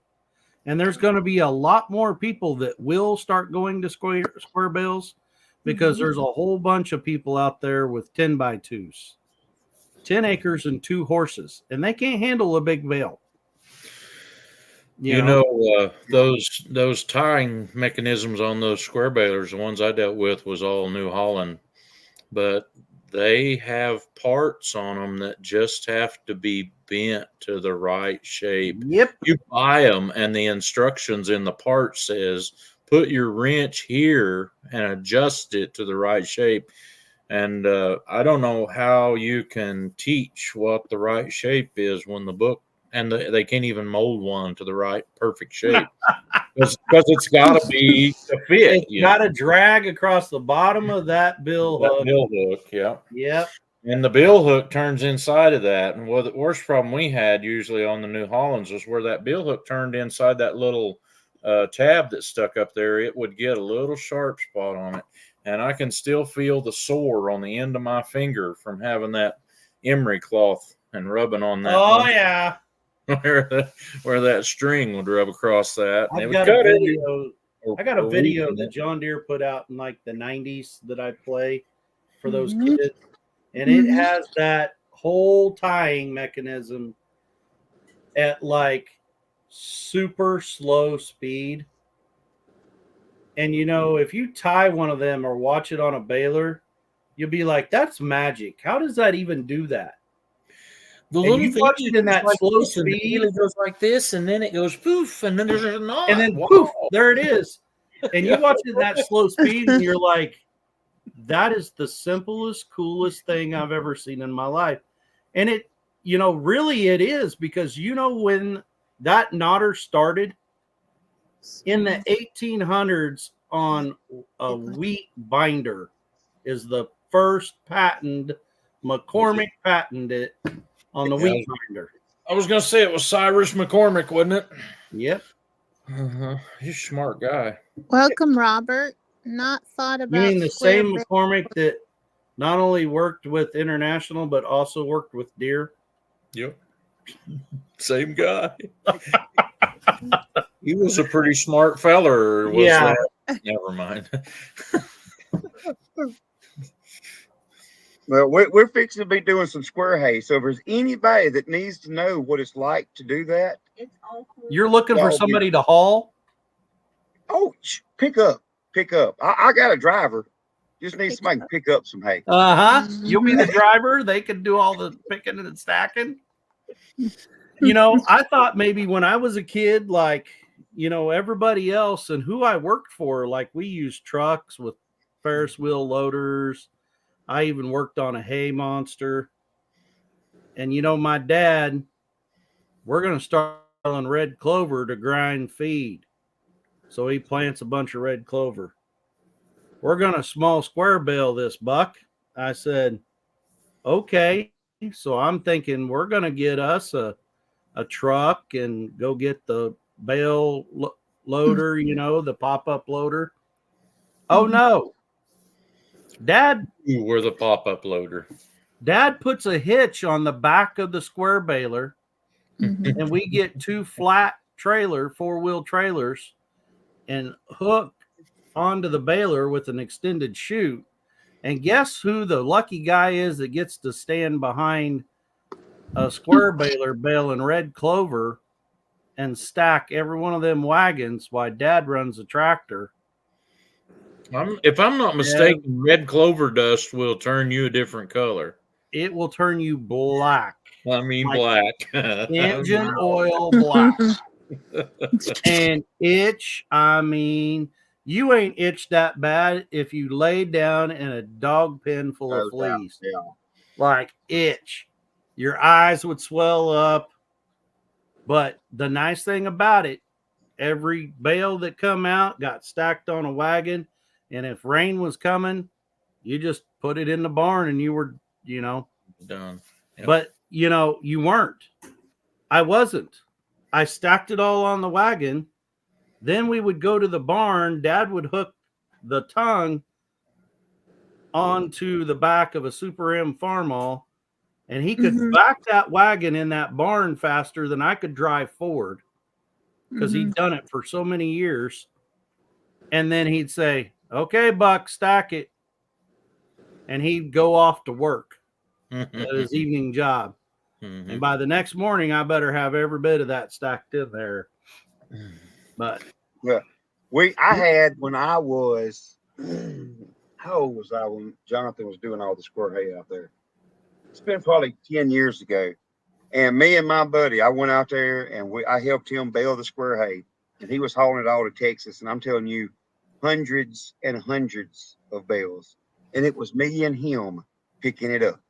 We would put the truck in drive, Mhm. and one of us would sit up on top and the other would be, and we was throwing it, and we were stacking it 7-8 bales out. and walk along the truck with And no walk, driver and I'm in it. telling you, and it would be pitch black dark, and we were still out there. Man, you talking about if you hadn't ever throwed a square hay bale 8-9 foot in the air, that'll get There's you. a reason why the coaches would come up to us in high school and go, you want to play sports? You're country strong. I didn't Mhm. know what that meant. That Yeah. meant we spent all of our lives working our tails off, Yeah. and it was called life. And I'm Well- sitting here looking at old Pecan going, how did you get so lucky to make 10 cents a bale? I got paid 4 cents. Well, Dale, they Y'all did. got paid?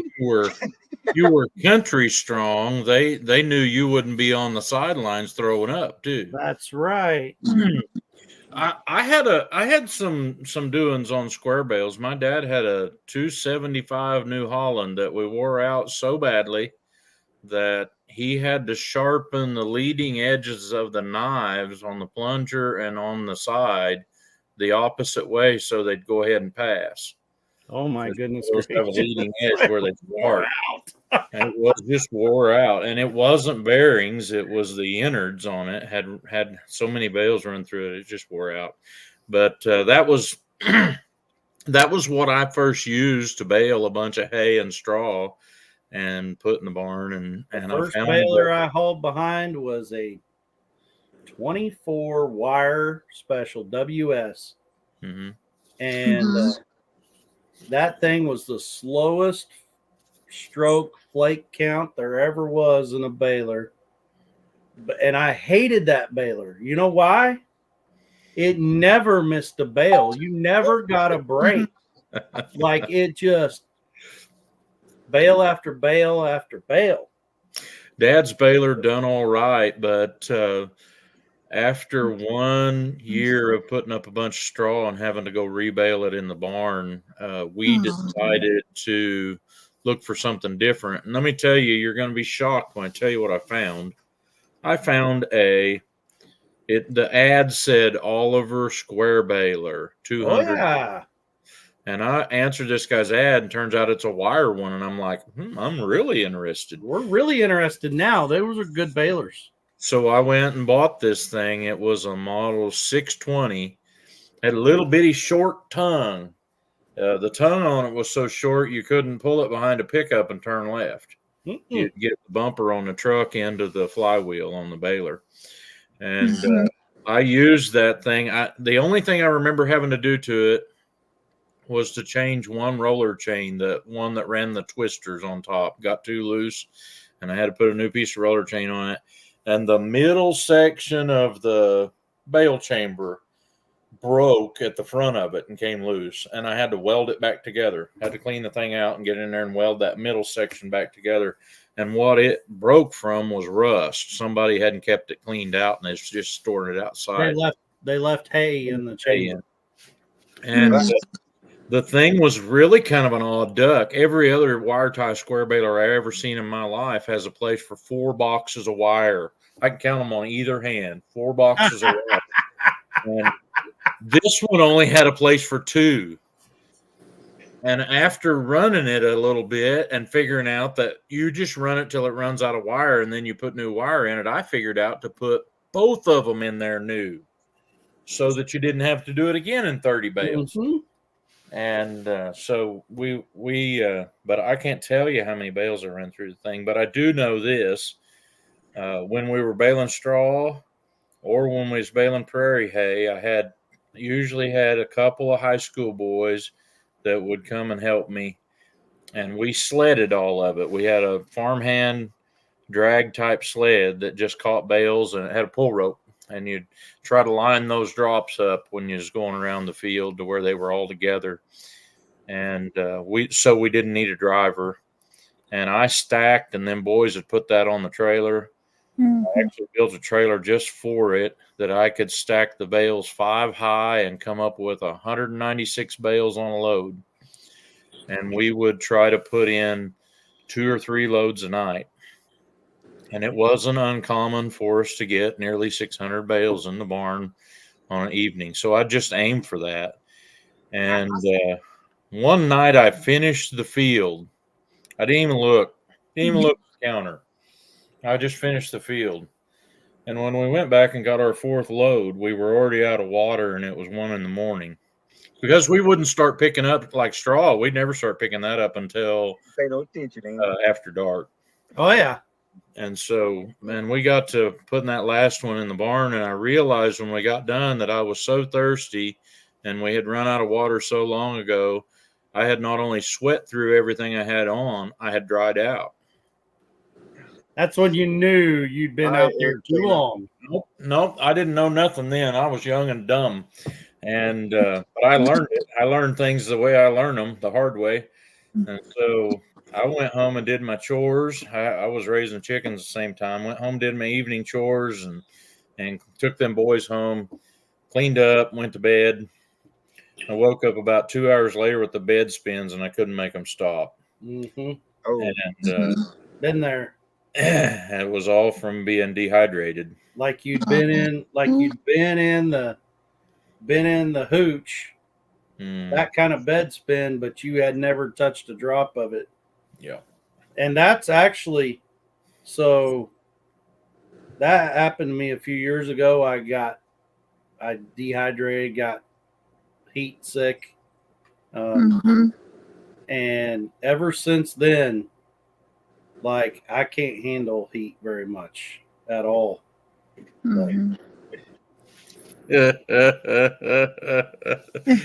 Just gouging you down there, Trey. it'll be all right. It'll be all right. It'll be all right. Yeah. No Yeah, worries. we got Janae and Jessica on here. Like, will these guys ever shut up? Jessica's perfectly fine. She's just sitting back there, just being an ornament sitting there. I pretty much. forget. Pretty.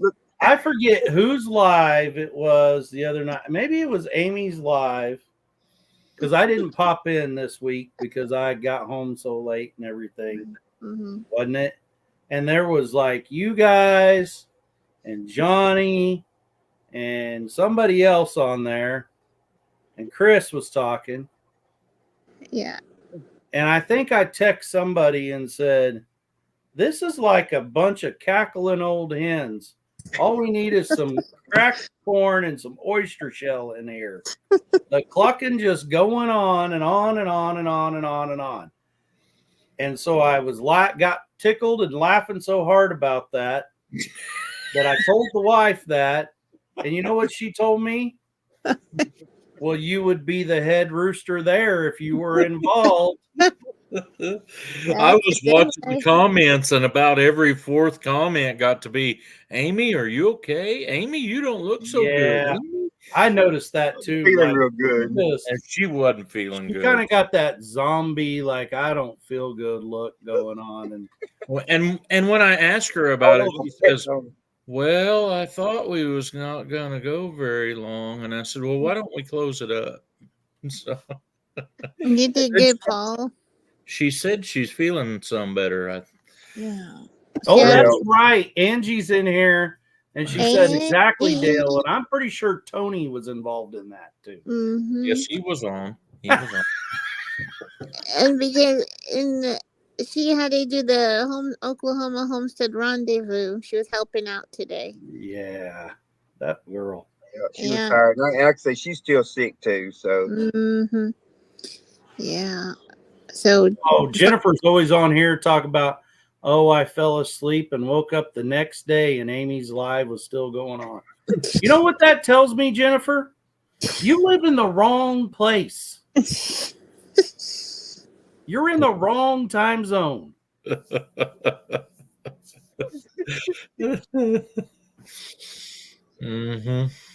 yeah, I seen back a while ago. I seen where Dakota, which I don't know how far up it was, but was talking about they had a bell kicker.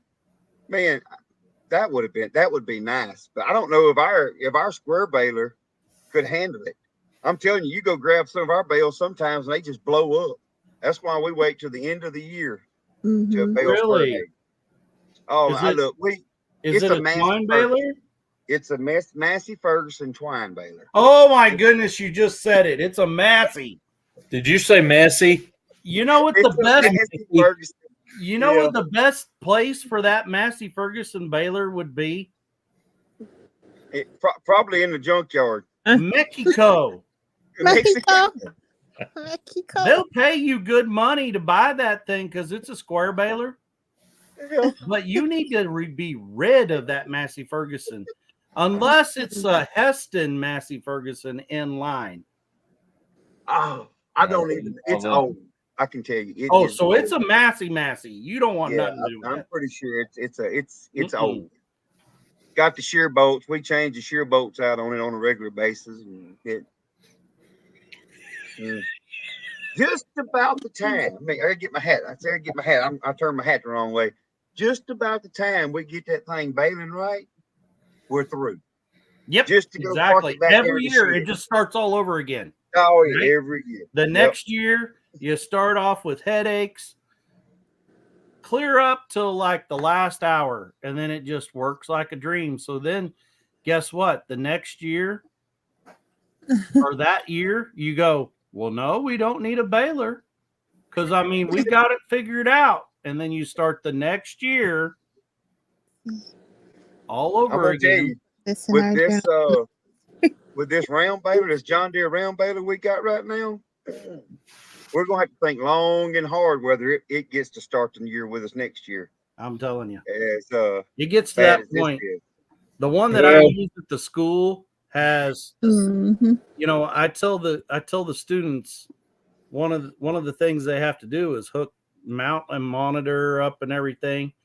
And then my question is, what's the lifetime bell count on that baler? Well, they are always wrong because what they look at is the field count. You know, you Mhm. got a lifetime and a field count. And they come back with like 20,000 bales. And then when I mark them wrong and I take them back in there, because I've already showed them how to find it, I click on it and 70,000 bales through this baler. Round 5x6 baler. Yeah. Well, I mean, this one, don't Mine's- get me wrong, this baler has been awesome. I mean, it really has. We've not had no issues with it until this year. And I'm telling you, when I tell you we changed everything, we changed everything. How do you know what you fixed then? Exactly. That's the thing. And if it does it again, I guess we'll have to change everything. I mean, we was down to the point we thought it was the route. We was blaming it on the route because we done changed everything on the baler. And Hey, I'm I telling just- you, there's something to that. Yeah. There yeah, is something not to all that. that stuff's created equal. Um, And you know, the people in my area, what they were having the worst trouble with, Mhm. red, white, and blue wrap. the red, white, and blue, They didn't have very good luck with it. because it's Mhm. made by a company. The wrap is made cheap. Yeah. That Mhm. done it. Well, this was the John Deere baler. This was a John Deere Let's route go we for had a in there. At the couple time, live though. tomorrow night with me and John. Yes. And Yes. Braco? Yes, the John Route? Deere, the high. Yeah, we ain't using it now this, but that's what we started the year with. This year was with the John, and we've always used it because we were told. Your Years dealer, ago. your dealer That- didn't keep it over a year, did they? Like it was last I'm- year's stock. I'm not sure. But we end up going to Agzaga, and we bought some of the American wrap and the Pride wrap by the I can't remember what brand it was. Started with a B. Yeah, anyway. So to answer Dakota before we get too far, Mhm. that would have to be Dale because it says deer. So that would have to be Dale. Yeah. That would be the master Oh, there. I, Yeah, thought, Dale. Not me or Paul Case. I thought he was needing help with a girlfriend or something. I didn't know. Dear 340. It's like her number. I don't know. Hey, I got a help number for you to call, Dakota. Call BR549. Just call Junior Samples. He'll come from the grave and help you fix your baler. That's a baler I've got. You'd have to have somebody that old to fix it. And you know, okay, no, I'll honestly tell you the real phone number. 867-5309. That's it. The extension though You can't just is say that. BR549. You gotta sing it. 5309. Yeah, There I'm you not go. singing it. Hey, Don't Tony, call me. Johnny, I was watching Johnny earlier on live, and he said that you can't even make a phone call from where y'all are going. Yeah, good So luck. now, I don't know. You may have some special antenna on something. I don't. Y'all watch out for a possible live tomorrow night with Tony and Johnny at the races. I know where there's going to be another live at like 7:00 tomorrow night. Look at And also watch out for a special pop-up live I don't know if we can mention it. Can I? It's up to Dale. Let him say. You need to go up a couple and make Dakota's other comment. I think that really, Dale, he got back at you. Yeah. That's okay. Oh, hang on, dude. I must have missed it. Is this it? No. Nope. Hang on. I must have missed it somewhere. Is this- Judging by No, that one. Oh, Paula, Luke said that your story reminds him when he was quit sweating while working in an attic. He stopped sweating and kept on working AC work. Luke did. Oh yeah, that'll ruin you. Yeah, he said that ruined him. You got to keep a lot of water in you if you're going to be out there working in the heat, and you can do it. I mean, Tony's cracking me up now too. He says he I- has an iPhone. I don't have that.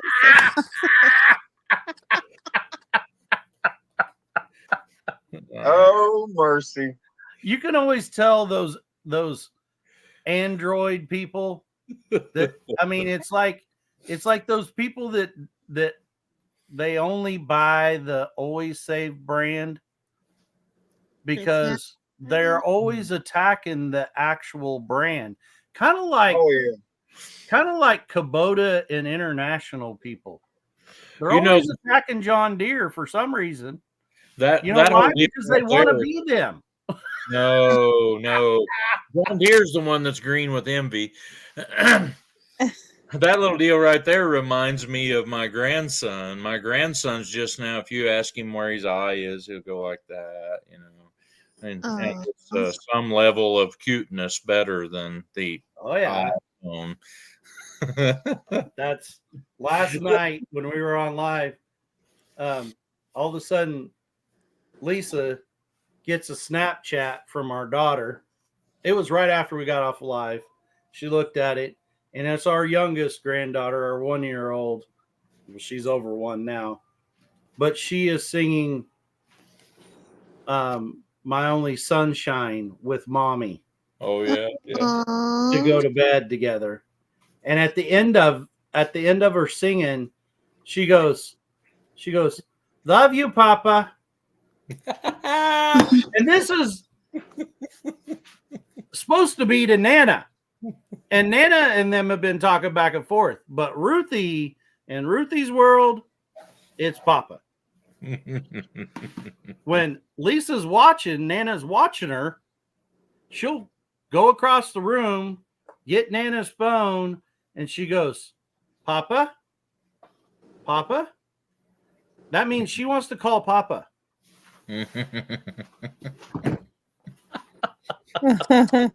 She's so cute. I love her to death. Like I'm a firm believer in what my mom used to say that I did not think Mhm. when she said it the first time before I had him. I'm like, "Mom, that's not nice to say." She used to always say, "You know, you always thought your kids were perfect, but you know your grandkids are." And I said, "Mom, that's not nice. Like I'm standing right here. Now that I got some grandkids, oh, I agree 100%. Like you have to let your kids survive in order to get grandkids."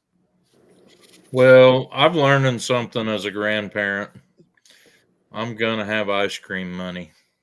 That's right. Didn't have That's ice right. cream money sometimes when my kids was growing up, but I'm gonna have ice cream money. Aw. Or you know how easy it was to like go in Walmart when your kids were little and they wanted to go to that toy section and you'd be like, "Nope, we ain't got time. Come on, let's go."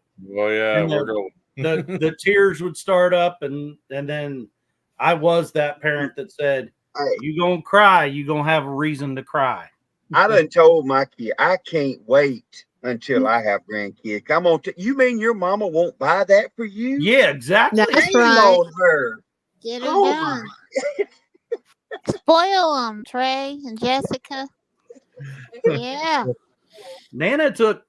Lisa took Josie, our oldest. She just turned 5. Oh, Karma. So she picked her up on her birthday from school so Sweet. her and Nana could have a day together. Because, Mhm. like, Papa is Ruthie's world. Ruthie's all about Papa. When Josie is with Nana, No one else in the world exists. It's just the two of them. So they come by, stop by and see me. And then their mama don't take them in places. Like they don't go in Walmart. They don't go in McDonald's. So Nana takes her to McDonald's to eat because that's what she wanted to do. Then Nana takes her to Walmart on her birthday and tells her to pick out something, even though we already had something for her. Mm-hmm. And they spend the next 3 hours playing with everything in the Walmart aisles. And this girl baby walks out with a brand new baby doll because her mommy, she said, I want a baby doll, but mommy says I have too many. Nana says, no, you don't. And picks her another one and got her a car seat to put it in and a diaper bag for the thing. So she has her own little baby doll and car seat Oh, and everything. that's right. Spoil them up. Tony, I'm leaving it up here. He's gonna answer you. We ain't pulling it down. Uh-huh. Here you go, Dale. I heard John Deere has a recall today. What is that about, Dale, says Tony. Well, tell me somebody who didn't have a recall on something. Oh, he gonna try to spin it towards Mm-hmm. Don't spin it now. Maybe because we have a dealer network that we can actually take care of problems like that. Y'all know that Tony used to work. I mean, he does heavy equipment, but NASCAR, right, Tony? Yeah. Yeah. He was a NASCAR guy. But now he's a Kubota guy. I mean, Kubota. I had a recall on my Chevy truck. Now I want you to explain me this. They're saying there's a problem with the key and it might not turn on. And this could cause your truck to catch on fire. Man, you have picked on the wrong dude because I'm smarter than you think I am. If the key don't turn on, it ain't gonna work. How's it gonna catch on fire? My truck has 196,000 hard tested miles on it. I ain't too worried about your recall. And they send me one of them every other month or something like that. And I know what they want to do. They want me to take that truck to the dealer, but if they seen what I done to that truck, they wouldn't like me. So I'm not. Yeah, Lori has 11 grandkids. She is. Yeah. That is awesome. Nana and Papa here. Love it. Yeah. I have had my truck for a little bit now. I switched insurance companies. And my insurance sent me a letter and said, your F-150 has a recall on it. What? And I'm like, no, it don't. Mm-hmm. So they went a step farther. The insurance company got a hold of Ford, and yes, it has a recall on it. And I'm like, since when does an insurance company take care of that kind of stuff? Something about on it that when you're going down a hill, it will downshift all the way to first gear. And that could cause severe damage to your drive train is what it says. You don't say. Well, you don't say. we're not intended to go 70 in first gear. Scott's truck does that. It's I don't know, 2015 maybe, diesel 1-ton single wheel, and it when you put it in tow haul, it does that downshifting when you let off the gas, and I'm like, that would drive me freaking nuts. Did they do this for somebody who shouldn't be pulling a trailer? Yep. Yeah. Yes, they did. My first. I wish they had a recall on the driver's mirror, Angie. My first pickup was a 78 Chevy. I drove it to Fort Smith, Arkansas from here, hauling a 24-foot stock trailer load full of market steers that went to the Arkansas-Oklahoma State Fair. Mm-hmm. And on the way back, I found out that only the brakes on the front axle of the truck was working. Do you know how I knew that was happening? How? Because I have some skills. Yeah. Right. I don't need somebody to fix it up so my truck downshifts to be able to slow me down. That's Well, I can awesome. I'm telling anticipate. you. Sometimes I can anticipate somebody else doing something stupid and I can avoid it. You know, that kind of thing. Well, that's kind of like, do you know what they teach in driver's ed now? What? They teach these kids to run clear up to the stop sign. Like we're talking within 50 yards of a stop sign before they're supposed to turn on their blinker and hit the brake to make the corner.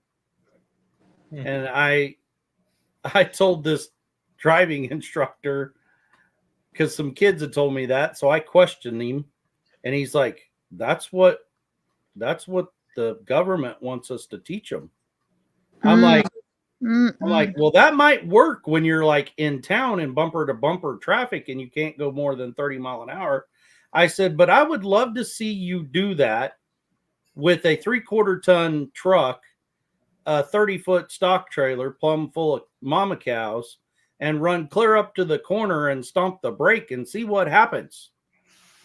No, but I'll tell you what you will get. You'll get 3 people passing you in some little car that they think goes faster and is better than your truck, Yeah. and then stopping in front of you. And slam the brakes on. So Dakota asked me about the brakes. Let me tell you, the other night it was late. It's starting to get darker earlier and earlier. So we're pushing to get stuff done when I get home. So I don't get home at about 6:30. Mm-hmm. We backed in, loaded a load of yearlings up in the trailer. Then I loaded the trailer, another trailer, and I pulled it with the Kubota, which I don't know. I think I put a short. If not, it'll be in a video coming up. So we left going down the road in the dark with two loads of cows. Well, we get down there and we unload some of them. Smells like a dead possum. And I leave the Kubota, and Mom brings the Kubota back home. Did you shove something down the trash? Me and Daddy go jump in the truck to take off. He gets in, takes off, and we got a trailer behind us with cows in it. He hits the brakes, nothing, no brakes. Oh no! Yeah, we made it. That happened to me one time too. You know why? Because you got skills. Skills. Ain't nobody puts in nothing for skills anymore. They just say, "Oh, I need a grapple on my forks on my front end loader so the log will stay on there." I'm like, no, not if you can drive and keep it on there. You need some skills. And how do you for get? some reason the trailer brakes wasn't working to help the situation? Because we have trailer brakes on the trailer. How do you get skills? That's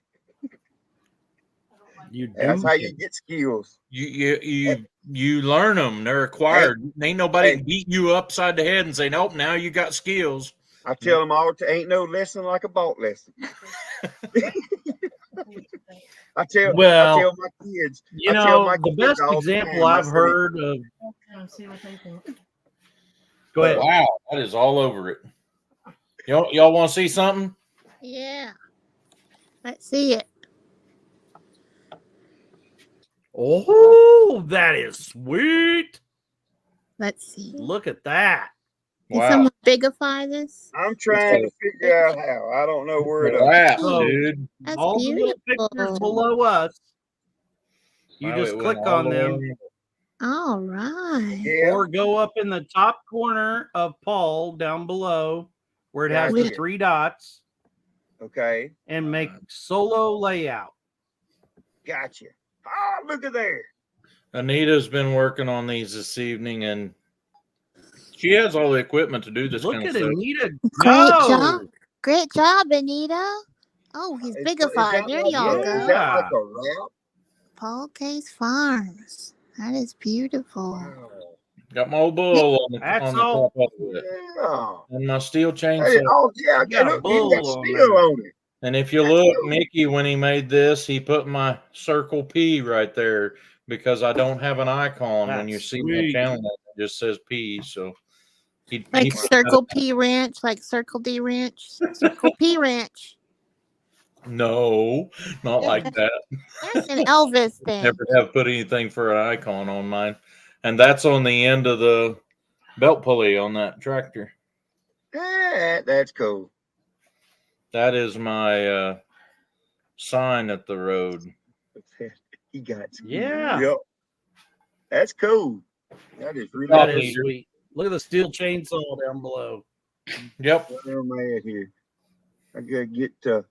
I swear, I don't think that's what I'm Yeah, but with smelling. the only thing that's missing, Paul, is it needs to have the number 4 on there for 4-fingered Paul. Oh, get Four over it. I'm not 4-fingered. I'm 9-fingered. Right after Oh, Hey. see, you fit right in around here. Show You're and number 9. tell.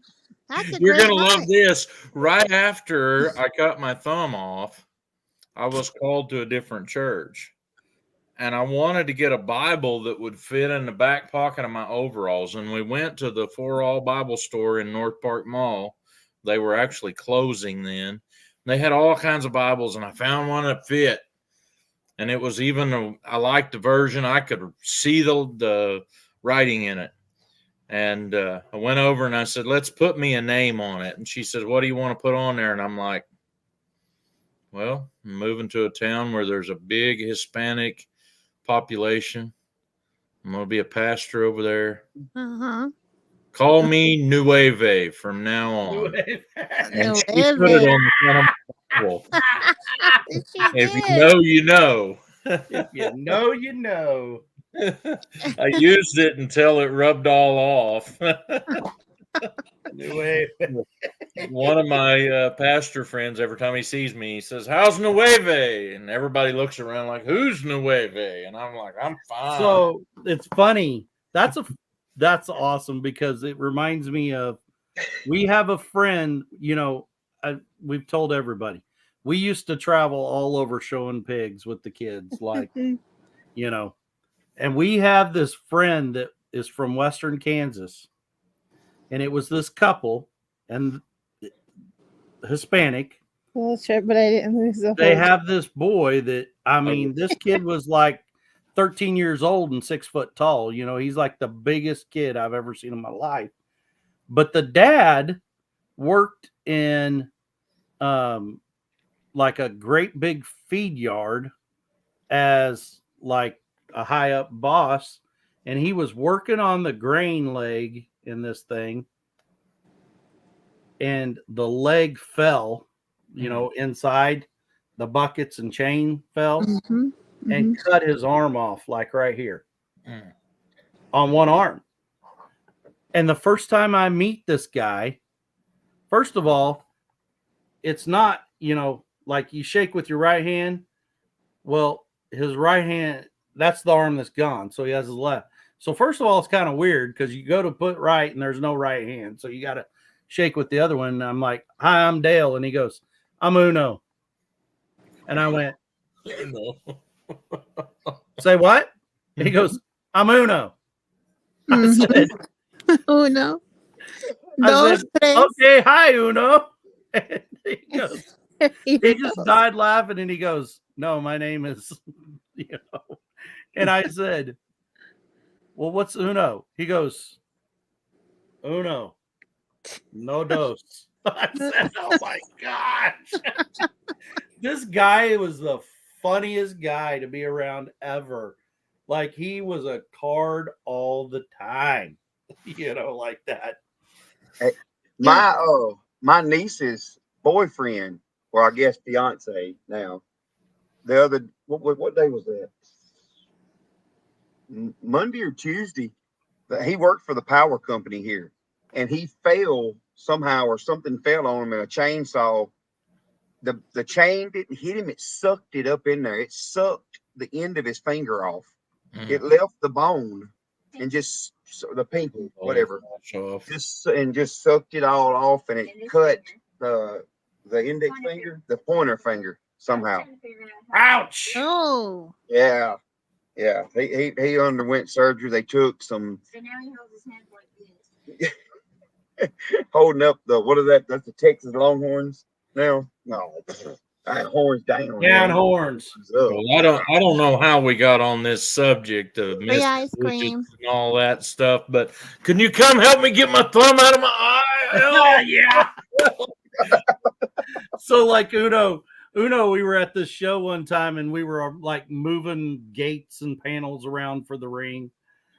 And Uno's over there, and all of a sudden, this guy goes to grab one and he can barely even pick up this big old heavy panel. You know, he's just straining for all he's worth. And Uno goes, "Hold on, let me give you a hand." Oh, Well, I only got one. You know? Well, I want to tell you what I did to some poor young man at church camp Oh. about a year after oh no. having lost my thumb. Oh.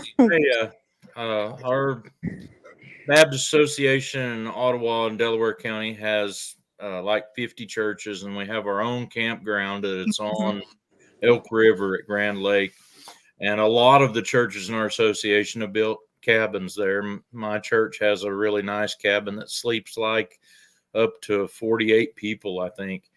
And so That's not a cabin. That's like a mansion. That is. it's a big bunkhouse. But if we have a full cabin, there's not enough common area space in it. But the common area is about half kitchen.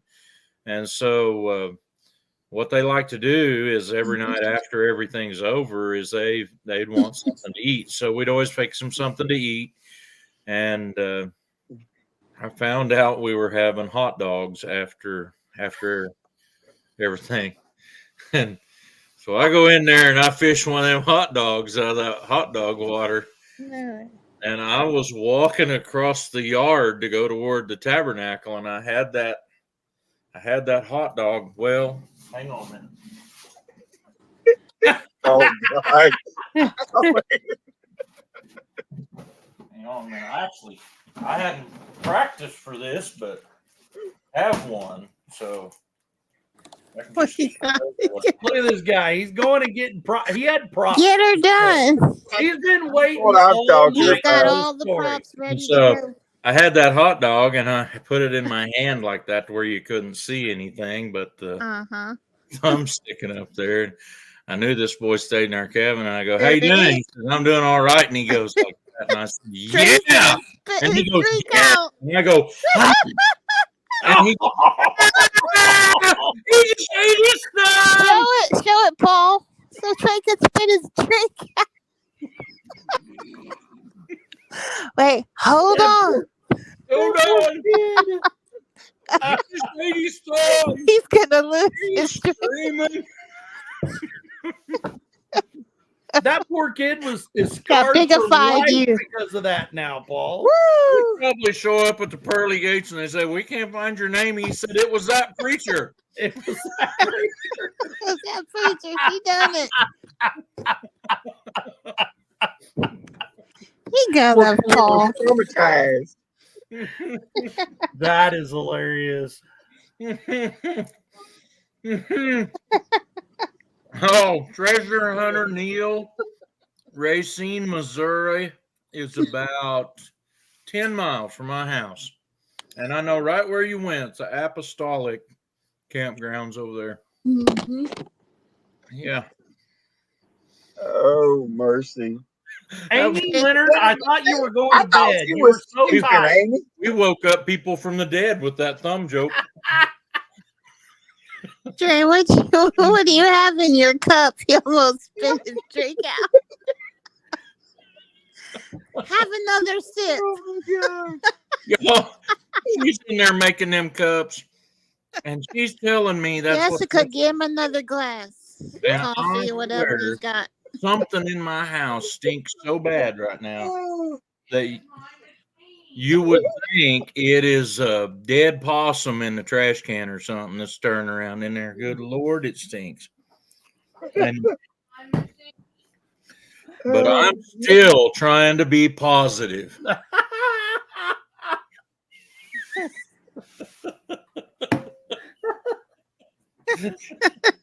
Oh, my Oh my goodness. gosh, that gracious. reminds me of another story. But Oh, wait a I'm not minute. gonna tell it. Paul, you need another one for the other hand.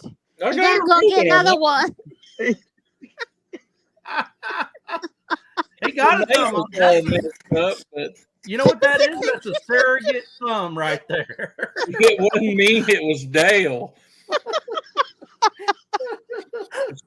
It's gonna stink in Annalisa's house tonight too. Oh my gosh. Amy said I had to comment on the wiener finger. Dang it, Paul.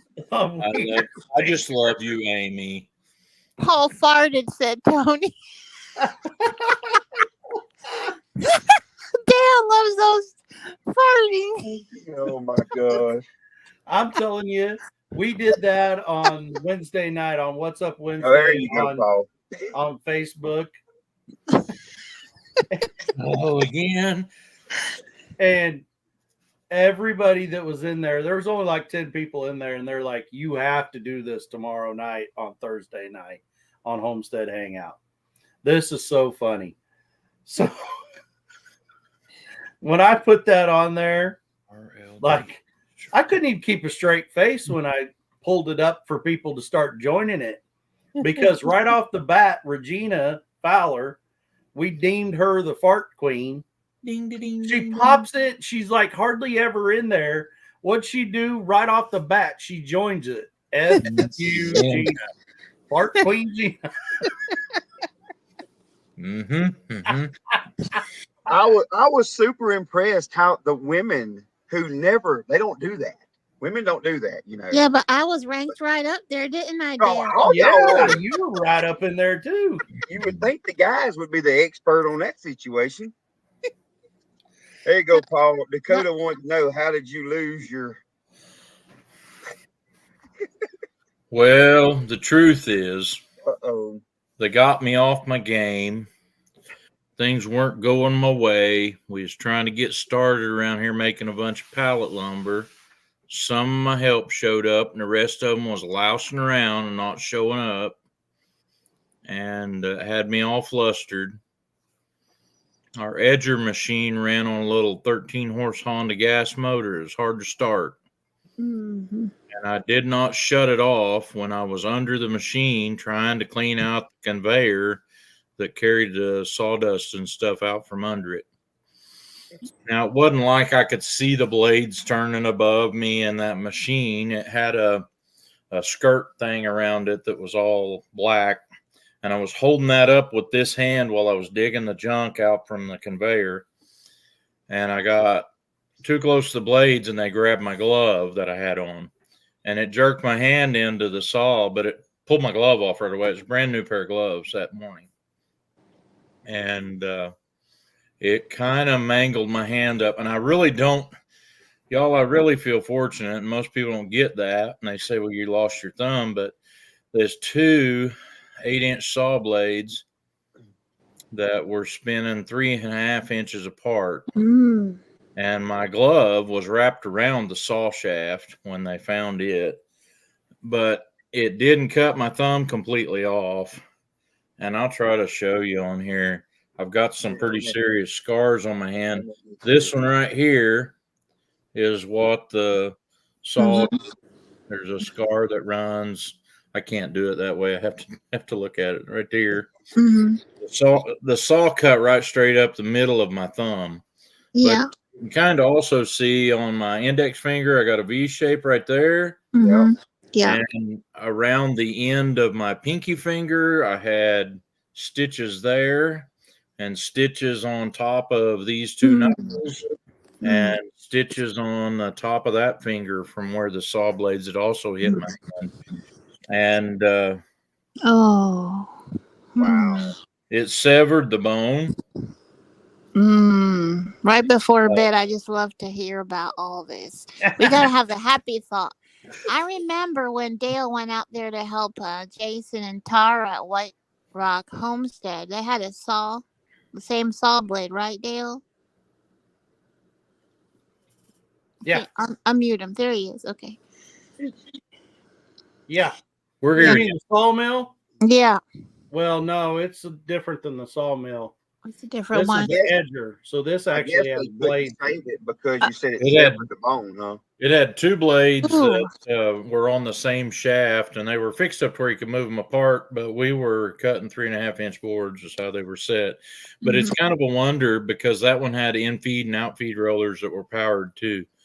how'd I not get into them? And it just pulled me in and keep pulling me until the motor killed itself. Dakota asked, what the heck? Why couldn't they save it? Well, it had severed the bone, and there was places on the back of my thumb where you could see that the blade had actually cut all the way through the skin. And the doctor told me, he said, yeah, we could probably save that. You'll be months healing up, and you will have a thumb that you'll never be able to use for much. Just stick out there. Yeah, he said that you won't have much control, and plus the nerve pain will be unbearable from that. Now, here's the thing. Mhm. I had always thought if a person got that kind of an injury, that it would put you in such pain that you would either just scream or pass out. But it wasn't that way at all. It felt, if I could tell you what it felt like, that you'd understand, it felt like a cut, a paper cut, maybe even, that had sweat in it. It just stung really, really bad. And the part that grossed me out a little bit was I was trying to hold all this together to keep it from bleeding much.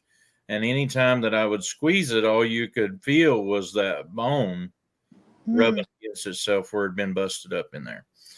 But it didn't, I mean, it wasn't like a screaming pain or nothing. Actually, I talked to my wife the whole time she drove me to the hospital. So When I got up that- out the car and walked into the emergency room, and the lady says, "May I help you?" I said, "Yes, ma'am. I'm dripping just a little bit." And Oh, she opened the door and walked right back, you know. That's my story. The Yeah. end of that one right there, that finger right there, you'll notice it looks different. Mm-hmm. I cut the end of that slap off through the bone, everything. The only thing that was connected was the skin right there in the middle of the back. The rest of it was off through the nail, everything. Mm-hmm. Yeah. And the scar is actually underneath my fingernail, so you can't really see it. But I was on a piece of equipment, and I was trying to sell said piece of equipment. And it was this brand new thing we just got in.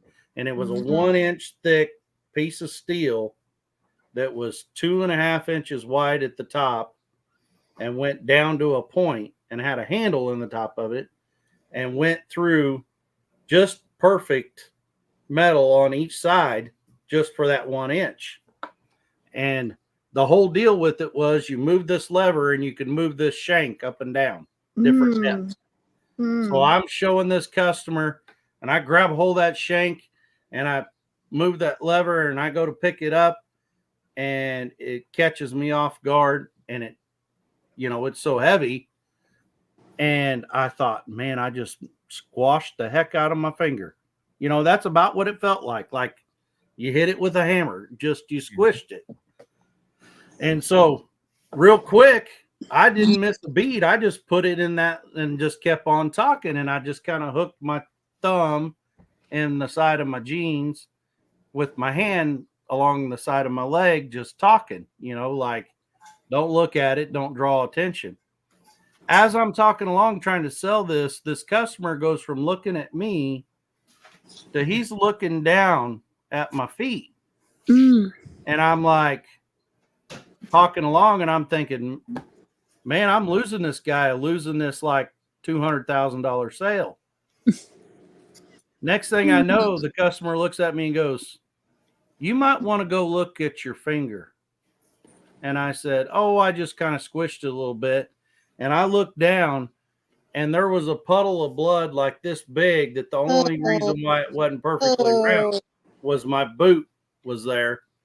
So I said, "Oh." So I walked across the shop, went to the sink that was so dirty you couldn't even tell it was a sink, turned on the water, cold water, and I stuck my finger under it.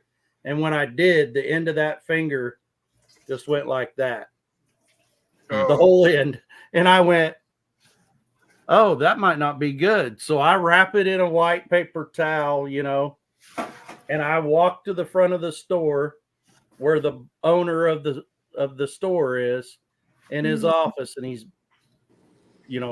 shooting the breeze with somebody. And I said, I just cut the end of my finger off. As blood's dripping off my elbow, you can track me all the way from there to there. And he goes, well, I can't do nothing about it, and goes right back to talking to the guy. Not like this one either, because it's goes. So the Perfect parts timing. manager, she goes, come on, get in my truck. So we load up. We drive to the emergency room. This happens at like 9:30 in the morning. At 2:45 that afternoon, I'm still sitting on that same gurney with my arm propped up. And I said something to the nurse. I said, hey, I got a little problem here. Mhm. You know, like, are you going to get to me? And she looks down on the floor and she goes, yeah, that is a problem. And she picks up one of them plastic foot tub things and puts it on the floor where it was dripping and leaving a mess on the floor. And like 30 minutes later, this doctor comes in and he looks at it Mhm.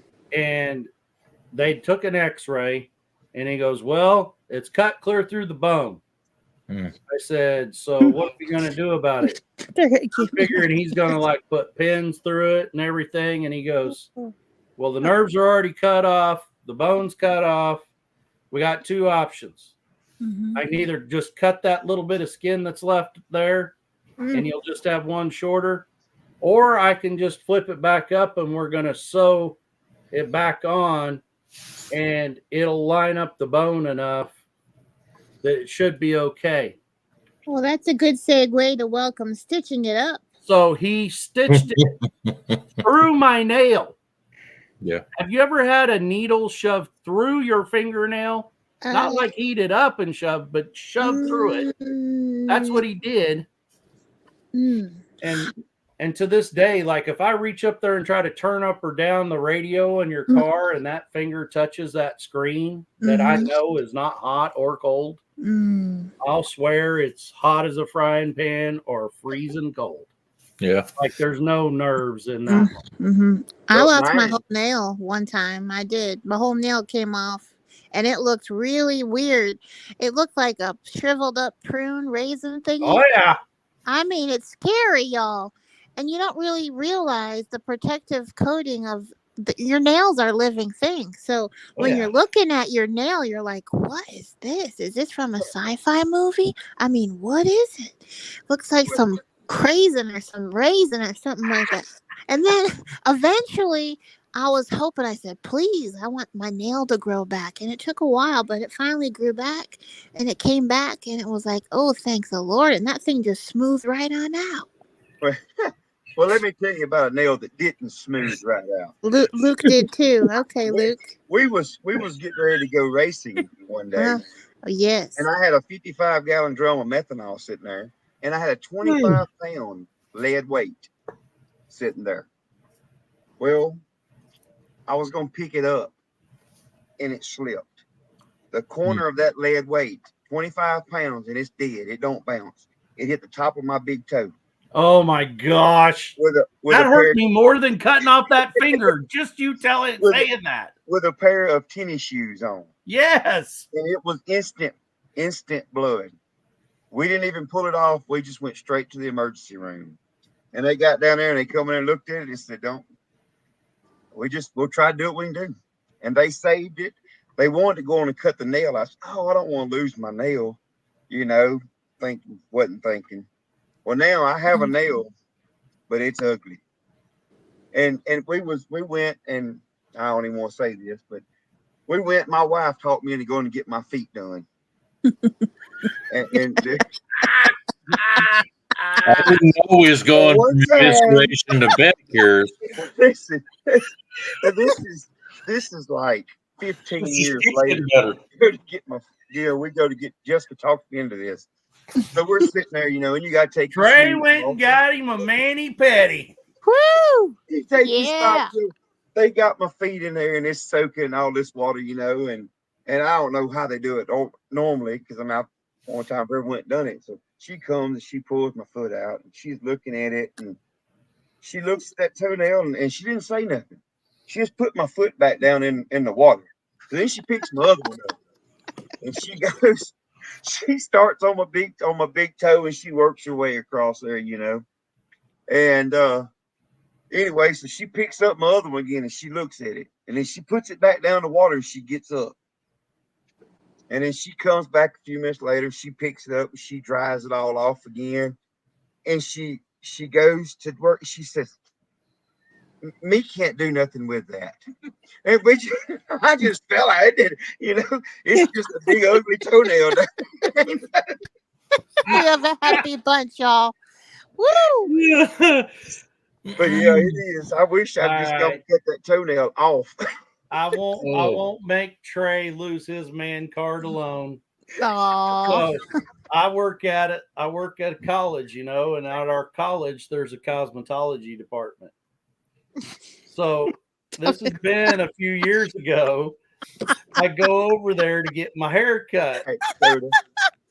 And up on the board, here's this little girl just learning how to cutting my hair. And at that time, I'd go in and I'd sit down and I'd say, I need a married man's haircut. And they go, what's that? And I said, you ain't ever heard of a married man's haircut? No. I said, your teacher don't teach you that? No. I said, well, your teacher's not a very good teacher, which I was really good friends with the teacher.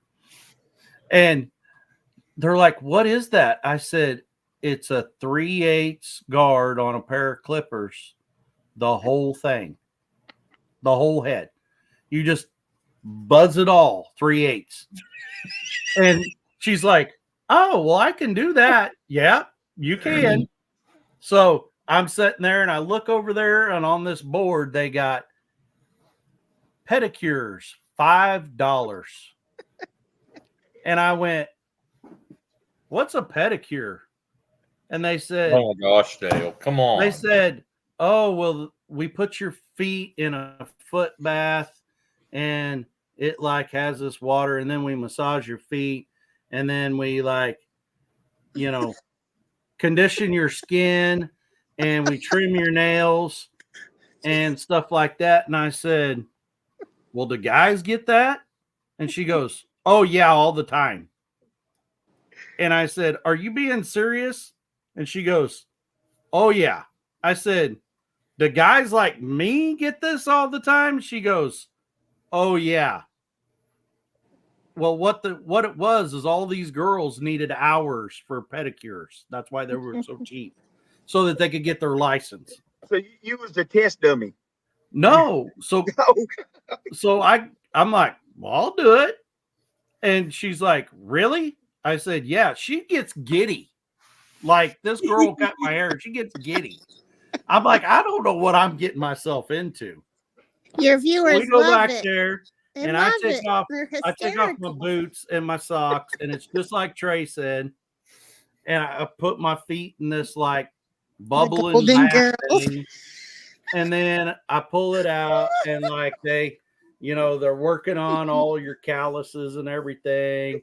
And then she cleans all your nails and clips them and everything. I get out of there. I give this girl a $10 tip for cutting my hair and doing this. And I get in the truck and I called up Lisa and I said, do you know what a pedicure is? Yeah. I said, you ever had one? No. I said, well, I'm walking in there and I'm buying you a gift certificate. She goes, why? I said, this is the best thing I've ever done in my life. I feel like a brand new person. I know why you girls do this now. I have to say it feel good. But I ain't ever been back. That's right. It was awesome. I kind of got a little river toe. I'm kind of a little self-conscious about it. I won't go there now. Come on, Paul. Have you been? Have you done yours? Come on. Oh, he's too much. No. Oh, No, Tony but got to every get one time- for a birthday. This whole deal Yes. y'all are talking about getting a pedicure reminds me Uh-huh. of a guy I used to know named Sam Friend. Anita, you got to we get would one for take- Paul. Jennifer, I used to like you.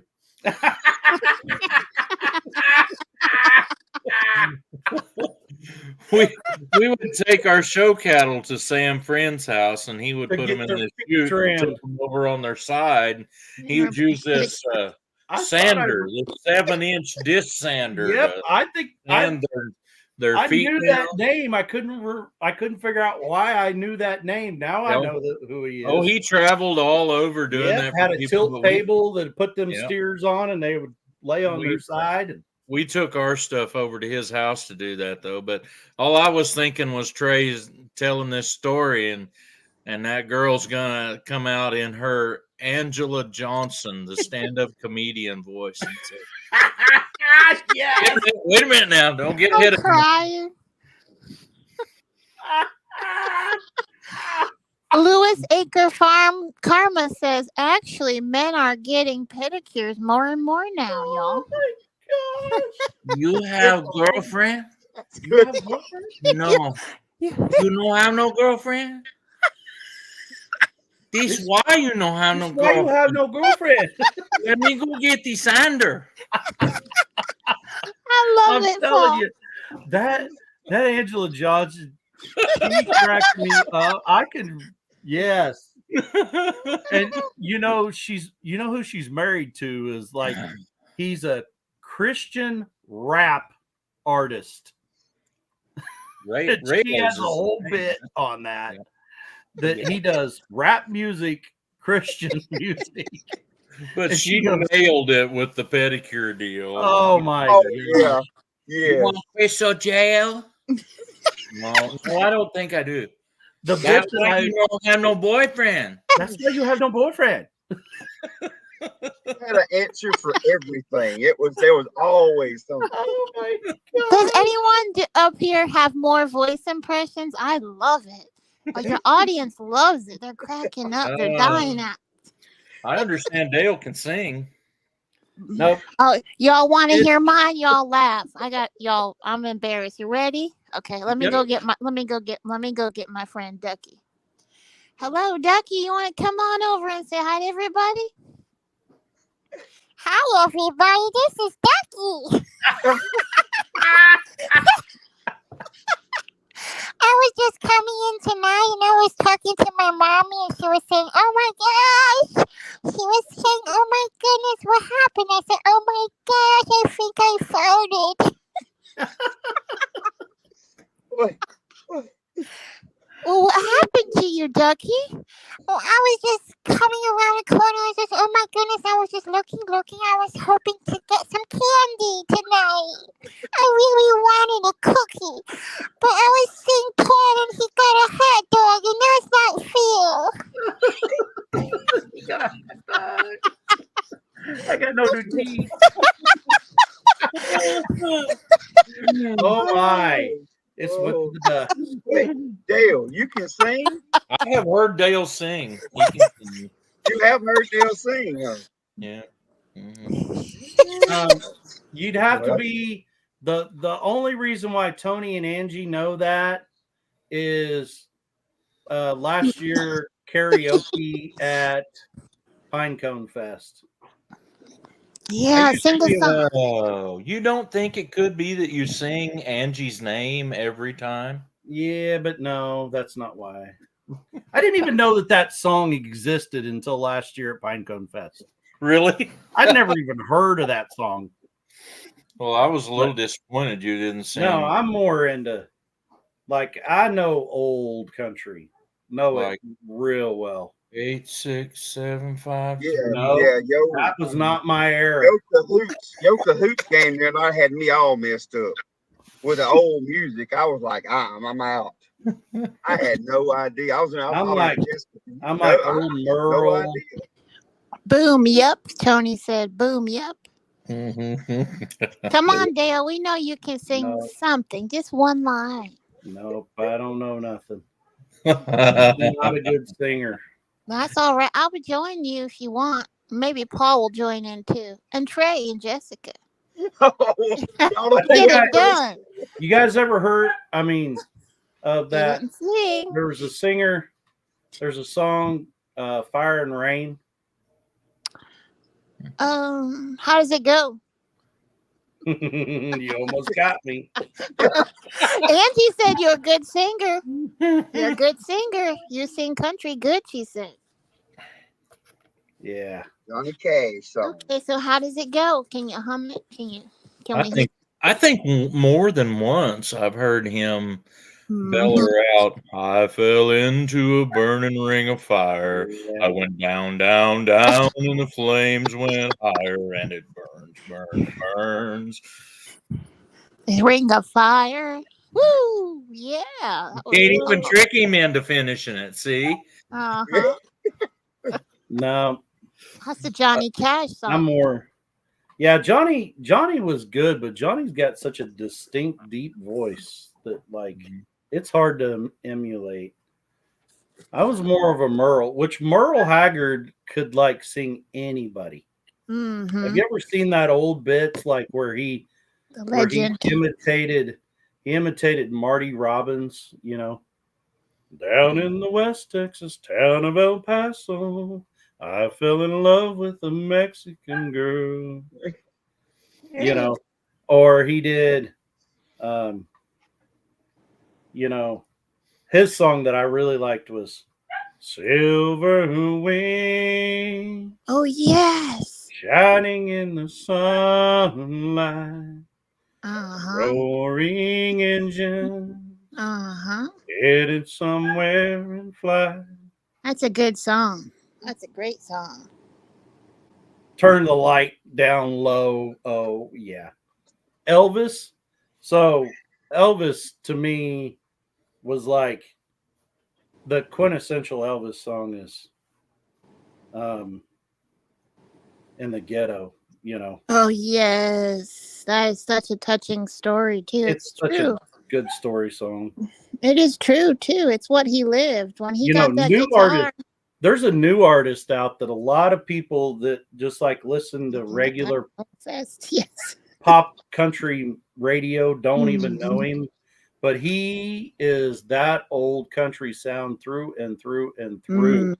And that's Colder Wall. He's a Canadian, and his dad is like a governor in Canada, but instead of being, you know, that life, instead he went out on the prairies and like lived the old cowboy life.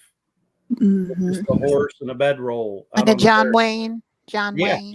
Yeah. But, you know.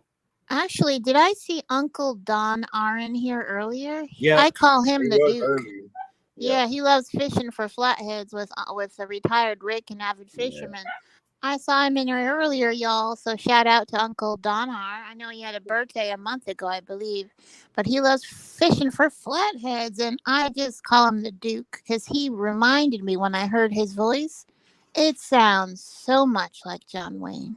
I thought Paul was like going for the staring contest leader of the world right there.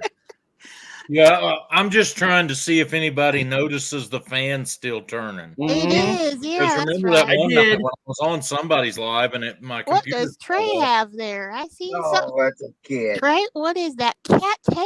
That is I just that is the most aggravating cat in the world. It's what that is. Its name is Brenda, and it's a he. It's a male. a male named Brenda.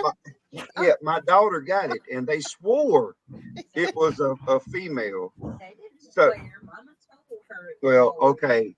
Her mama told her it was a boy. And anyway, they said no, it's a girl. So she got it, named it Brenda. And I don't know how long it was later. They found out that Brenda was a boy. So they was already calling Brenda. So it's just stuck. So we have a male cat that's named Brenda. So you guys Well, still haven't come up with the he's artist in thing. between. So I guess he identifies as a Brenda. He identifies as a Brenda. Yeah, we don't Yes, play he that does. game. Well, he does. You don't care. He's in What are we trying to come up with, Dale? You ain't ever come up with the artist for Fire and Rain. Is Earth, Wind, and Fire? Or is that that's That's Adele? right, Tony. Adele. They let me know you were gone. Oh, Susan, the plans we made had an end to you. Who's the artist, y'all? Does anyone know in chat? Drop it in chat. Dale just sang a line from the song. What's the name of it? The singer is Fire and what'd you say again? The song is Fire and Rain. Oh, the Oh, song is Jess Fire is and Rain. cheating. She's Googling it over there. Yeah, who's Yeah. Googling it? The Well, song is called Whoop, Fire and She Rain. got like a deer in the headlight. Look over there. Well, I got put in my place on this singing thing here a while back. I was at the campground. We had a weekend event for a bunch of our students in our area to come to, and we were staying overnight in our cabin. And I told them, I said, we're going to play a new game. I don't know if any of y'all have ever heard it before or not. It was head, shoulders, knees, cup.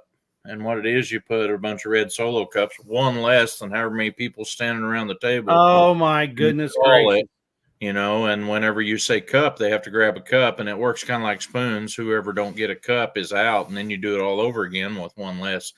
And I said, you know, it's kind of like that song, head, shoulders, knees and toes, Mhm. head. And one girl said, wait. Did you just sing that? I said, yeah. She said, did you take choir in high school? I said, no.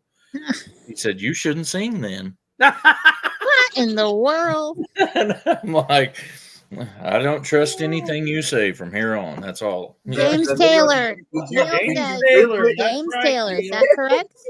James Taylor, singer-songwriter, another Canadian. You win, Neil, tonight. Congratulations. And Dale, you will be singing that song, whether did here or that at go again, Pinecone Fest. I could do the motions, but I would leave out thumb, you know, like head, shoulders, knees, thumb. Gonna get another hot dog, Paul. Yeah. It was my iPhone that Okay. gave me the problem. Y'all want to laugh? Smokies.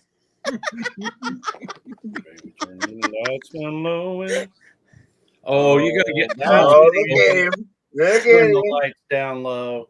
Dale, you're gonna have to sit on the floor to get that one low enough. Come on. I'm telling you, man. Like I used to have a range like that before my throat deal, you know, and I don't have that range anymore. Well, I do that for Anita once in a while. I'll say, baby, turn the lights down low. Yeah. Put on some music that's soft and slow. And she says, why? You'll fall asleep. 'Cause we don't have no place to go. Yep. That's not the words. It's head, shoulders, sneezing, and toes. Says Sneezing and Karma. They're participating. You know what? And we've gone full circle all the way back to toes again. Oh my goodness gracious. From Hurricane. You know, Okay. you picture that little gal getting out of her little emery board to work on your toes with, and I'm like, lady, you better get a rasp. Well, that's one of my little nurse friends. Lisa and I have known this girl. She's a little bit older than our daughter. Actually, nope, she's like a year younger. But anyway, she's a nurse now at a local clinic here. And part of what they do at the clinic is for people that have like can't work on their own feet or their toes, or they have fungus, toenail fungus. That word just makes like a smile to your face. Can you say that word again? Fungus? Fungus. She told me, she goes, I said, well, how do you cut that? You know, because that thing kind of turns into like solid steel, like a piece of rebar. And she goes, you ever seen them things that like that like people use to grind metal down and write names and engrave? I said, you mean like a Dremel? She goes, oh yeah, that's what we use. One of those with like a sanding disc on it. I said, you take a Dremel to people's toes? And she goes, oh yeah. So I'm thinking, there is no way. Sam Well- Friend back out there with his sander. Hey, welcome, Sean. Let's Hi, trade Sean. date. You know these things listen to us, right? He says, hello, beautiful Guess people. what Yeah, my next suggested video was the next day on Reels. It was the toe doctor who was doing that to these the nastiest toenails you've ever seen. Well, at least it wasn't the hoof GP. Oh, now that I watch for hours. Hey, Rebel. Hey, Kelly at Oh, Rebel. look, Hi, Kelly. she loves the hoof guy. What's his name? Nate the Hoof Guy. Nate the hoof guy. I'm telling you, she can sit there for hours. So I thought it was just me that was like addicted to that for a while. No, she's weird too. Lisa I never watched it around Lisa. And the other day we're like, I'm doing work on my computer and she's sitting next to me and on the couch. And she's just engrossed in this thing.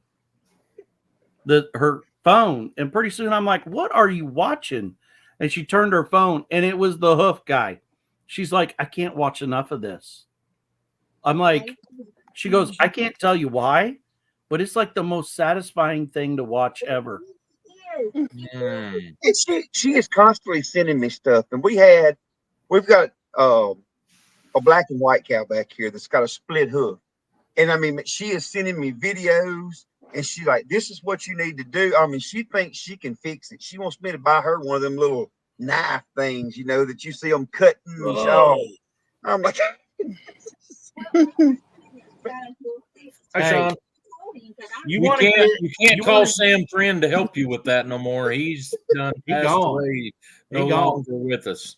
Sorry. But I'm going to tell you, if you're into the hoof cutting, Jess, you just need to get you A pedicure. no, you need to go get you a boar goat herd and you will be done with that hoof trimming after like 2 years of owning them, because you get to trim their nasty little hooves twice a year, every hoof that are impacted with everything that, you know, goats walk through. It's pretty nasty. It's not fun.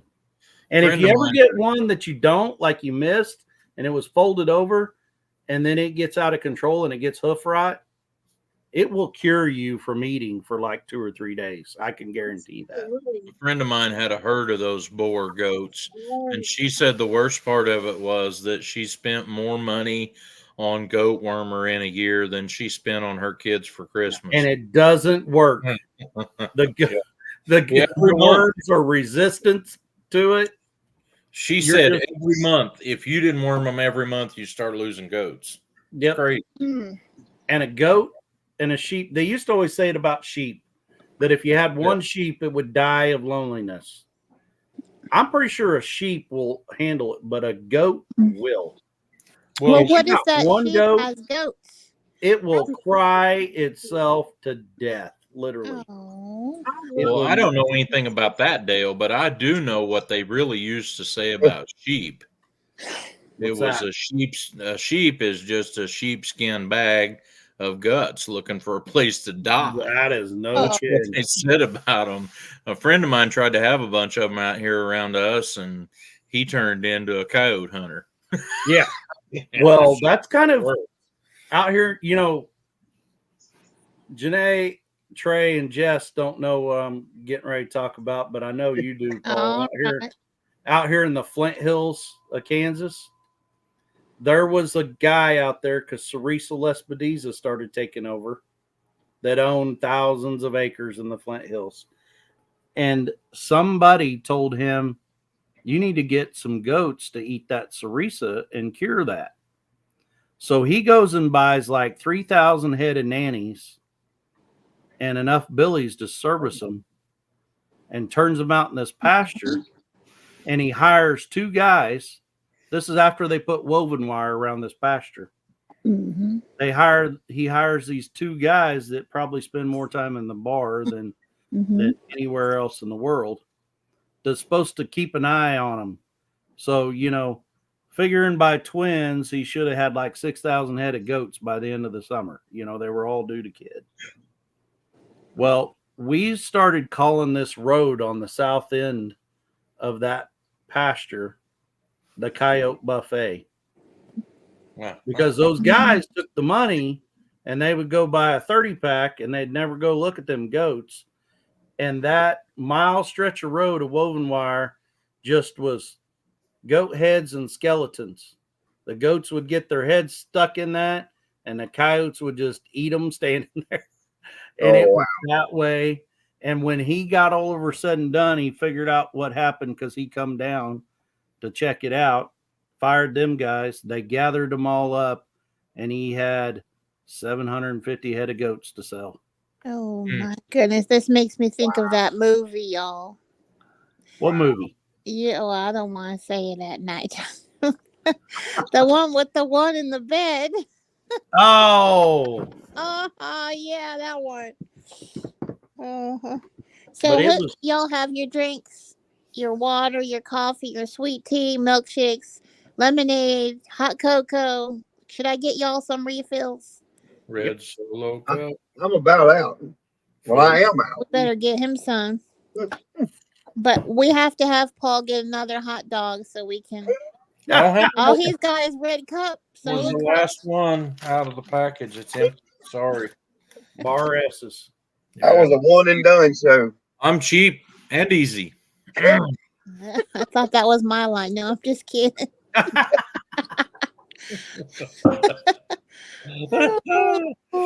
Mhm. Not easy, but I am cheap. No, I'm just Nana kidding. gonna whoop me. She gonna say Why? it because it's past, Because I ate the last hot dog. past He bedtime. did. Now he's got another one in there. I know it. It's past my bedtime too, and I still got to take a shower. Yeah. Me too. Don't worry. What is it? This was supposed to be. We was just gonna get on here and do a Supposed to test say run. that while Hey, Trey- now you see how it ends up being a 3-hour live every time Amy goes live. That was a 3-hour tour like Gilligan's Island. Hey Yep. Trey, Hey, have you forgotten everything you learned? probably. Pretty We'll much. start this all over again Monday night. You're gonna have to Pretty learn how to much ride a is. bicycle again on Monday. Yep. So let's tell everyone what Trey's day is going to be. So Trey, would you like to tell everyone? Is it going to be Mondays? It's gonna be Monday. I think Nan and them said 8 o'clock would be fine. They should be done. So Yep. we're gonna do our 1,000 subscriber giveaway Monday at 8 o'clock. You know the So, worst part of You're that? You're gonna give away a bucket of twine. bucket of used string. So that's going to be 8 p.m. Central Standard Time, Trey? Yes, ma'am. Yep. Yes, all right. Yes, sir. Okay. You know why? Because it's the centrally standard time.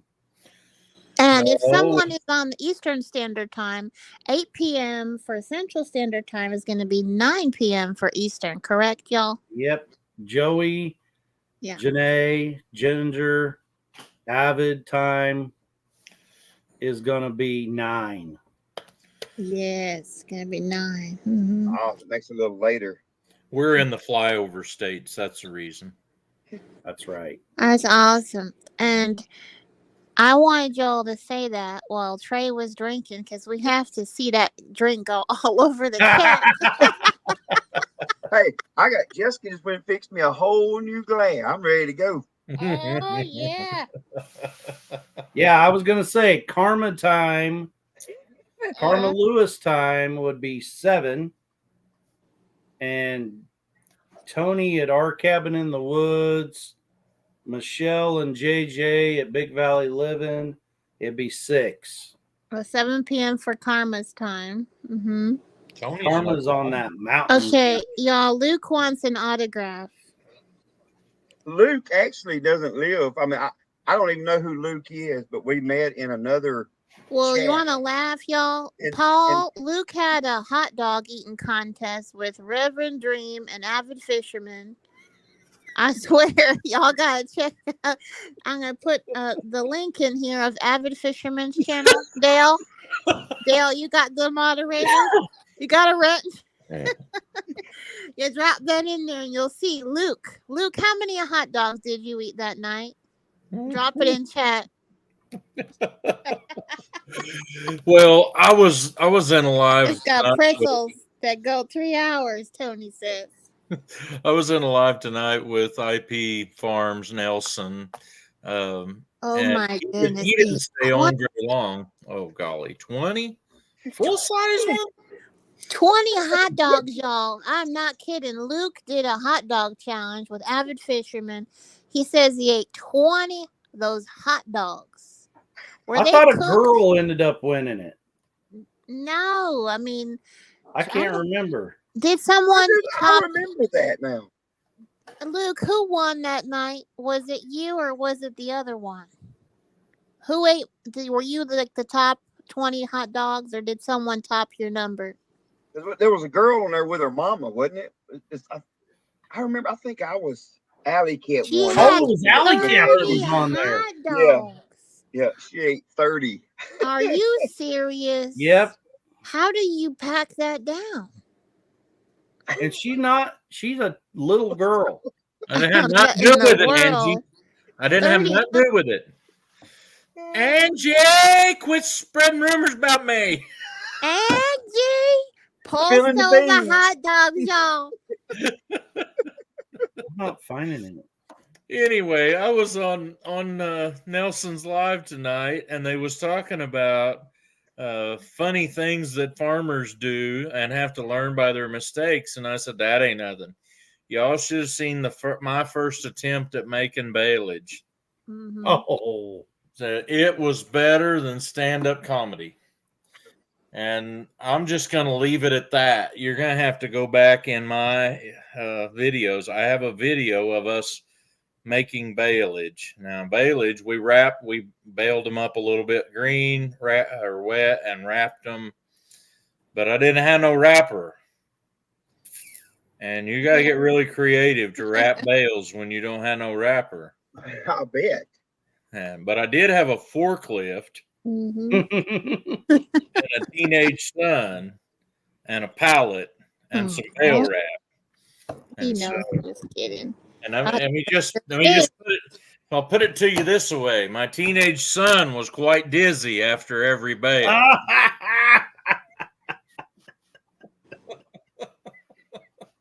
I can imagine. We had to quit after 4 or 5 and wait a while. You know, You need a break, huh? Wait a minute, Trey doesn't have his drink, y'all. Don't let it go to waste. Get his coffee. Mhm. Oh, Where's the well, cat? I don't know. Well, it was right here. That cat, for some reason, I do not like that cat, but that cat loves me, and I don't get it. Balls out. It has a sixth sense. Bye. Well, that looks terrible, don't it? It's like that in real life too.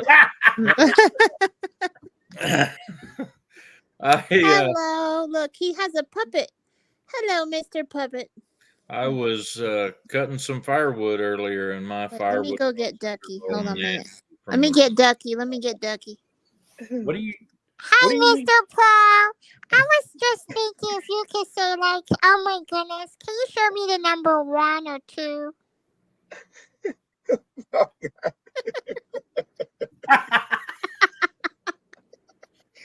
Mr. Paul, I think you're so, like, you're the bestest in the whole world. You're my bestest buddy. Well, we are just like peas and carrots, Jenny. Well, thank you, Ducky. We really love you, Ducky. Thank you for coming to speak to us tonight. It was really nice of you. You're really sweet, Ducky. I cannot believe we got 16 people watching this. Still at 11:30. Okay. This is a test. It's only a test. This was a test of Our Louisiana Life broadcast system. This is Oh, only a my God. test. Also, okay, so I can't be there for your giveaway because I'm gonna be at my work deal. So Oh, you don't need to during your giveaway though, Jess, I have a mission for you. Yes. Okay? Before you give something away, you have to say, "This giveaway is not sponsored by Our Louisiana Life, YouTube, StreamYard, or no, this giveaway is not sponsored by StreamYard, YouTube, or its affiliates. It is solely the responsibility of Our Louisiana Life. Thank you and have a great day." Oh yeah, and then you've got to get the and Dale on there. Mm-hmm. And then you got our winners need to email their name Our winners. All to winners. Louisiana Life, care of Hold on. I got to do my Trey best and Dale. Jessica Williams. How Yes. long have we been Yeah. on? Been 2 hours, 59 minutes, and 46 seconds, Tony. That's it. I'm leaving. I'm done. I can't handle 3 hours. I'm serious. I ain't gonna hang around for all that. Lewis Acre Farm I says, hate to tell you, Paul, but you've already done it. "You Bye. already done it." I'm absolutely exhausted. Have you took over my StreamYard app here or something? Because Karma loves it. She can't pull herself away, y'all. Jeez. Poor Paul. Oh man, golly! But I was- really, The hot dog hit the finger bum out. Don't be a bum. Hit that thumb. I mean, y'all. When he pulled out that hot dog and he went, bit that thing off, I'm like, you traumatized that poor little kid for the rest of his life. I'm traumatized, Paul. at church camp, a At church pastor, the pastor. Dale, I you guarantee remind me of that little Spanky kid from didn't eat hot dogs again. He's Dale. probably 30 years old not eating hot dogs. Trey's gonna spit his drink out if he. Y'all, Dale, you remind me of Spanky from the Little Rascals. He's I'm like, telling y'all, if I had a camera of this crew around here 24/7, y'all would laugh. Like, Come up closer to the mic. We need to hear We you, barely Jessica. hear you, by the way. Come on closer up.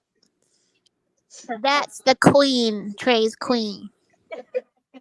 the kids can have him spitting his tea out, literally, because we come up with some stuff. We have pranksters around here. oh yeah. Look, let me tell y'all. I went in there one morning. I brushed my teeth, and about 10 minutes later, man, my mouth feels funny. Before long, I couldn't. They had done put lidocaine in my toothbrush. Oh, I'd And let whoop it dry. somebody. Lidocaine. Y'all, I'd what's whoop somebody. the lidocaine in your toothbrush? I'm telling you, this is stuff like that all the time. I have pranksters. They love it. They What- love it. What did that do? He just numbed his mouth. You for a made my while. mouth go numb. Oh my goodness. And you have to watch around here. They will rubber band the hose to the Oh water yeah, the faucet kitchen. in Yeah, the kitchen. They will So do when you turn on the water faucet, the sprayer, yeah, it's that. just it's They headed right will at do you. that. Yeah, Yeah. they're pretty good around here. is this your kids? Yes, like we have a 21-year-old, a Uh-huh. 16, and an 18-year-old. They still do it. Yes, they've So- been doing it forever. You know what you did wrong? We raised a bunch of jokesters, apparently. What they saying did that. right. It's what they I did got a better right. word for that, but we're gonna keep this PG. Uh-huh. Where's the cat's tail? Frank? I don't know where Brenda went. Probably the biggest. Brenda. Brenda the male cat. Yeah. Brenda, come meet Ducky. Brenda. Ducky, did you see Brenda? Ducky, did you see Brenda? Where'd Brenda go, Ducky? Yeah, I I'm don't telling you, know. Brenda oh is my gosh, Brenda I don't know is where the Brenda best one. went. She's supposed to be my bestest buddy. And I'm missing Brenda. Paul. Oh my goodness, what am I gonna do about this? I seen that cat's tail and I was like, oh my gosh, Brenda. Tony said a woke cat. Oh, there, thank I you. heard it. Thank you, Oh. Ducky. Luke says I'll call him Bernard. Bernard. We have to keep a veil on him because if not, Yeah. he's sneaky. He gets Yeah, we have a bell collar on him. I'm telling you, you don't know when he's coming because he just goes all ballistic sometimes. And Tony, if you ignore him, he will bite you. He will walk up behind you and bite you right on the The back. young, Oh. our youngest son and his girlfriend, the ones that live in North Brenda. Carolina, they got a kitten, and they would come visit us Right, and bring Georgia. that kitten to our house. Mm-hmm. And what that cat? cat was psycho. Like he would run through the house and he would jump in the air and like Superman try to take out your jugular vein. And one night I was sitting there, them kids were in the bedroom, she was doing homework and stuff. They were over here visiting, and that cat come from running at the other end of the house, and it launched up in the air and it hooked a paw on Hank back there, the deer, and went to swing around his neck. And I caught that cat midair and I threw him across the room. And I told, No, you did not. yes, I did. And I told Rooster, I said, that ever happens again, I said, we will have sweet and sour cat by the end of the night.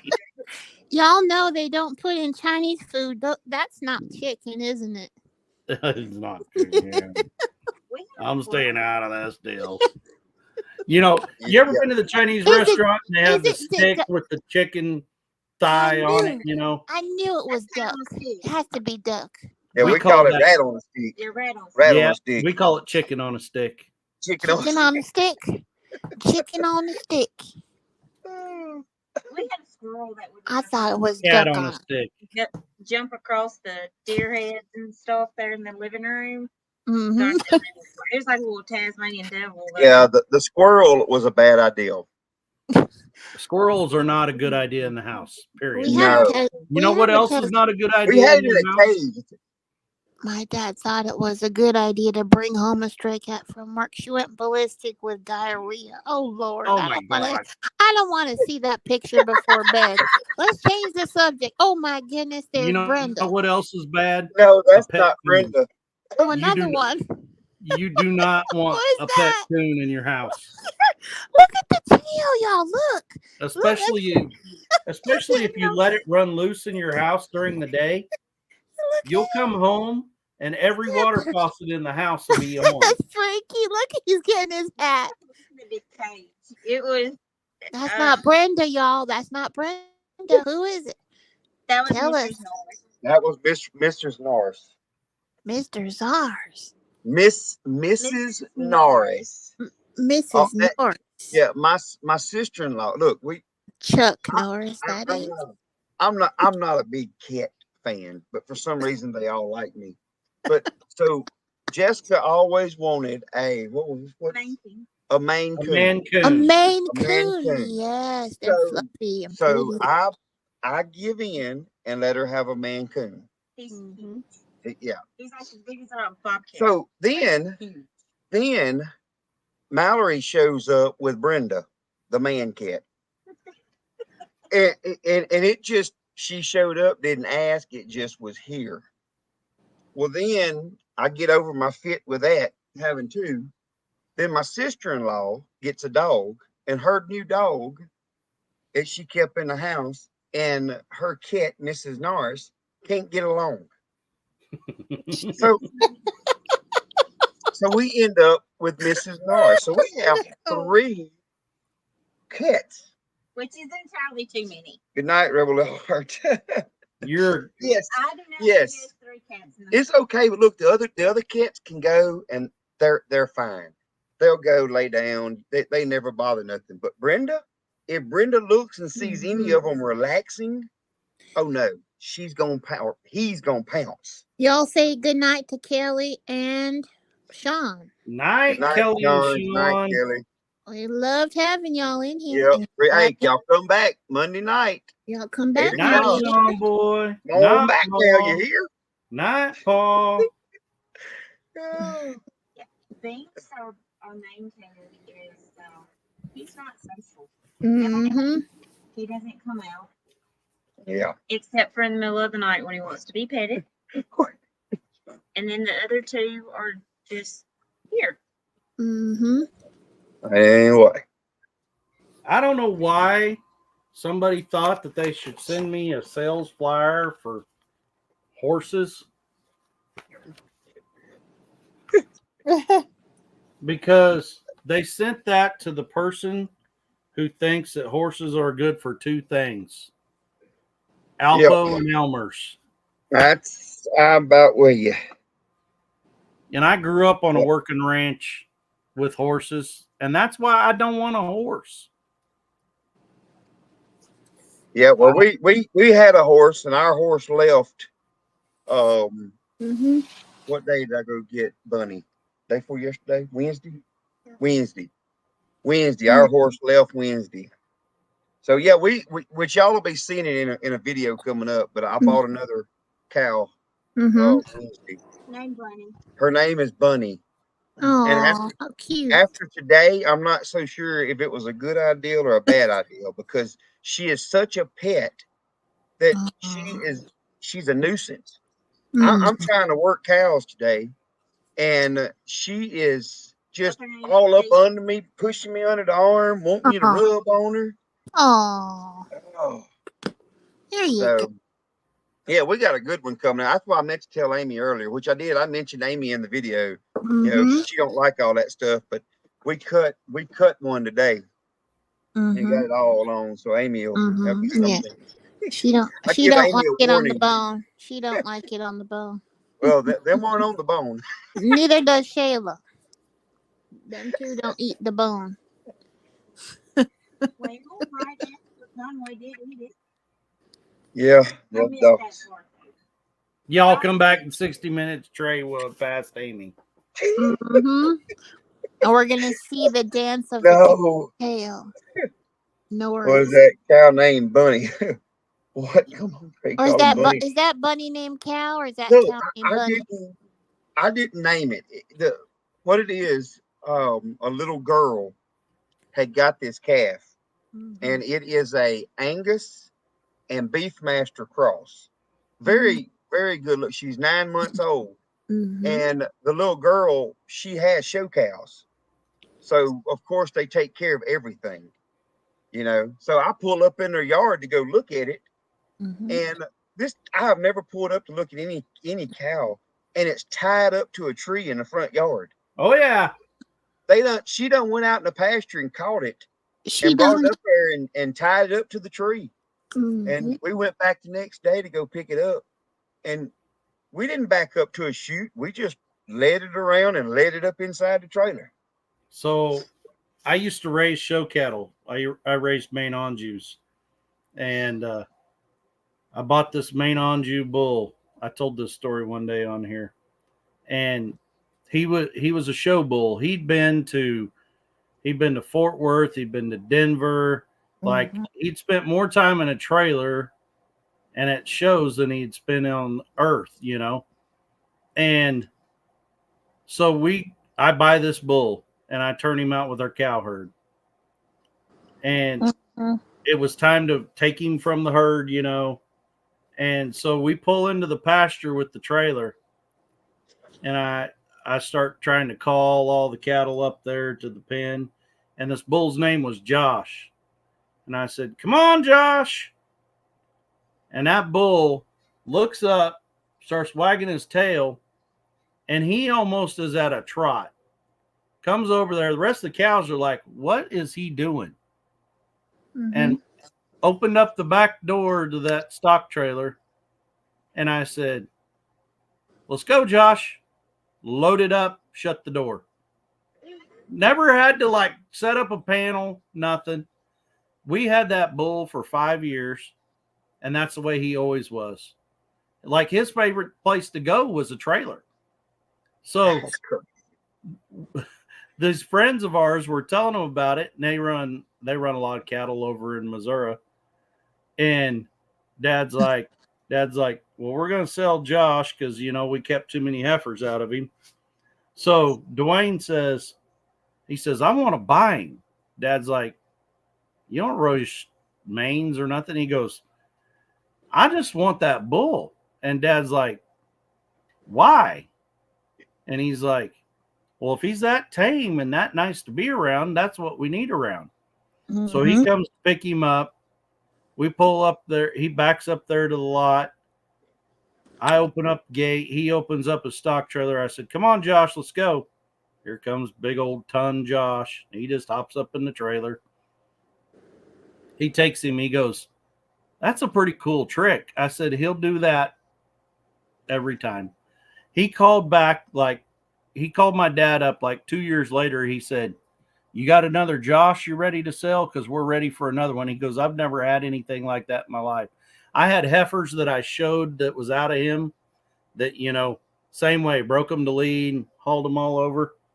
I had one of them that had trouble having a calf in this 80 acres, we were going to have to pull it. I walked out there with a lariat rope and made a halter out of it. And I walked her back across that 80 acres to the barn. We pulled the calf and left her in the barn stall. And the next day, Dad's like, "I think you should start breaking all our first calf heifers from now on." I said, "Nah, we ain't doing that." But it is handy when they're broke. But I will tell you about Miss Bunny. Miss Bunny is going to become a pain in your backside. Oh, I can see because that. they do not know that they're a cow. They Like don't. when you go to drive cattle to like move them, That's right. That's they today. won't. They'll stay with you or look at you. They Yeah. won't go nowhere. But if you'll take off walking, they'll follow you. That's so sweet, though. But they don't know they're a cow. Yeah, like I Like- got her in the chute. Yeah, we have that air-equipped chute with a tub and stuff. Yeah. She just gets there and she just holds up the show. You sitting there, you slapping her on the butt. Come on. And she just, I literally, y'all will see if y'all watch the video. Instead of running her through in the head gate, because she didn't have an ear tag. I put an ear tag in today when I run her through and sprayed her for flies and all that. We have that air equipped so that the side of it will open. And I opened the side so I could reach in there and spray them easy. Well, she just sticks her head out the side at me. I said, I just took the ear tag, reached up, I just tagged her. Didn't even put her head in a squeeze chute. That she kept moving her head some because she wasn't sure what I was doing, But yeah, I tagged her, didn't even have her in a head gate. I mean, there's something to it. Oh, But that's like Big Danny, of them bulls. That was Josh. Josh was a lot like Danny. He was just a naturally calm, natured, calm bull. But I'm going to tell you, you don't ever trust a bull because Josh is just like that. Like he was like Bunny. Like he didn't realize he was actually a cow. well, Like- and that's not a bad. I mean, it's the thing is they're so strong, especially a bull like that. Yeah, That because he'd bull- come up to you and he'd start licking on you, and Yeah. pretty soon he starts leaning on you for you to pet him. And it's like Yeah. having a Great Dane, except for this Great Dane weighs a ton and is like 5.5 foot tall at the shoulder. And when he leans on you, he squishes you.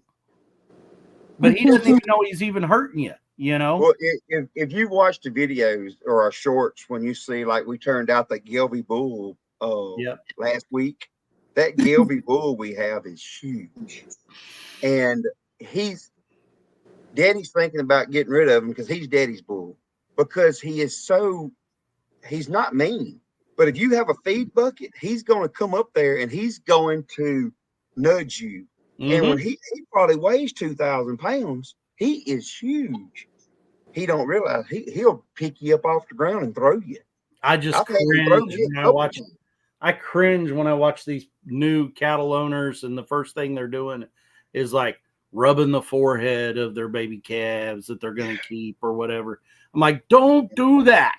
That's They're a like- bad thing. Like, oh, isn't it cute? And I'm like, that's a bad thing because now when that gets to be like full grown, they're going to come up to you, and the first thing they do is start doing this with their head.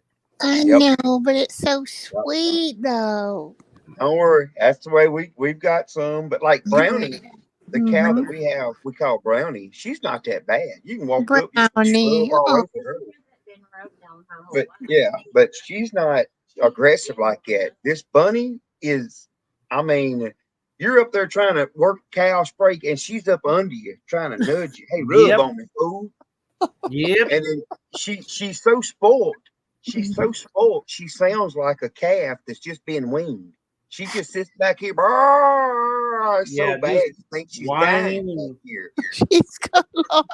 because she won't. She look when I walk in with a feed bucket, she attacks me. Her head goes in the feed bucket. I'm telling you, I could. Look I at could Jessica. Boiled guarantee rice. her in the feed bucket. It is. I had She's it. so sweet. My aunt and uncle. So my aunt grew up. You know, it's my dad's oldest sister. So she grew up on a dairy and a farm, and like she knew farming. You know, and she got married to this fella who, you know, he kind of had been in town most of his life and was a mechanic and stuff like that. So he goes out there to this cow herd and he starts spoiling these cows like they're dogs and cats. And after about a year, he takes 2 5-gallon buckets out there, an empty one and a full one, full of range cubes, you know, them big old range cubes. He flips the empty one upside down, sets on it, and then all the cows stand around him in a circle.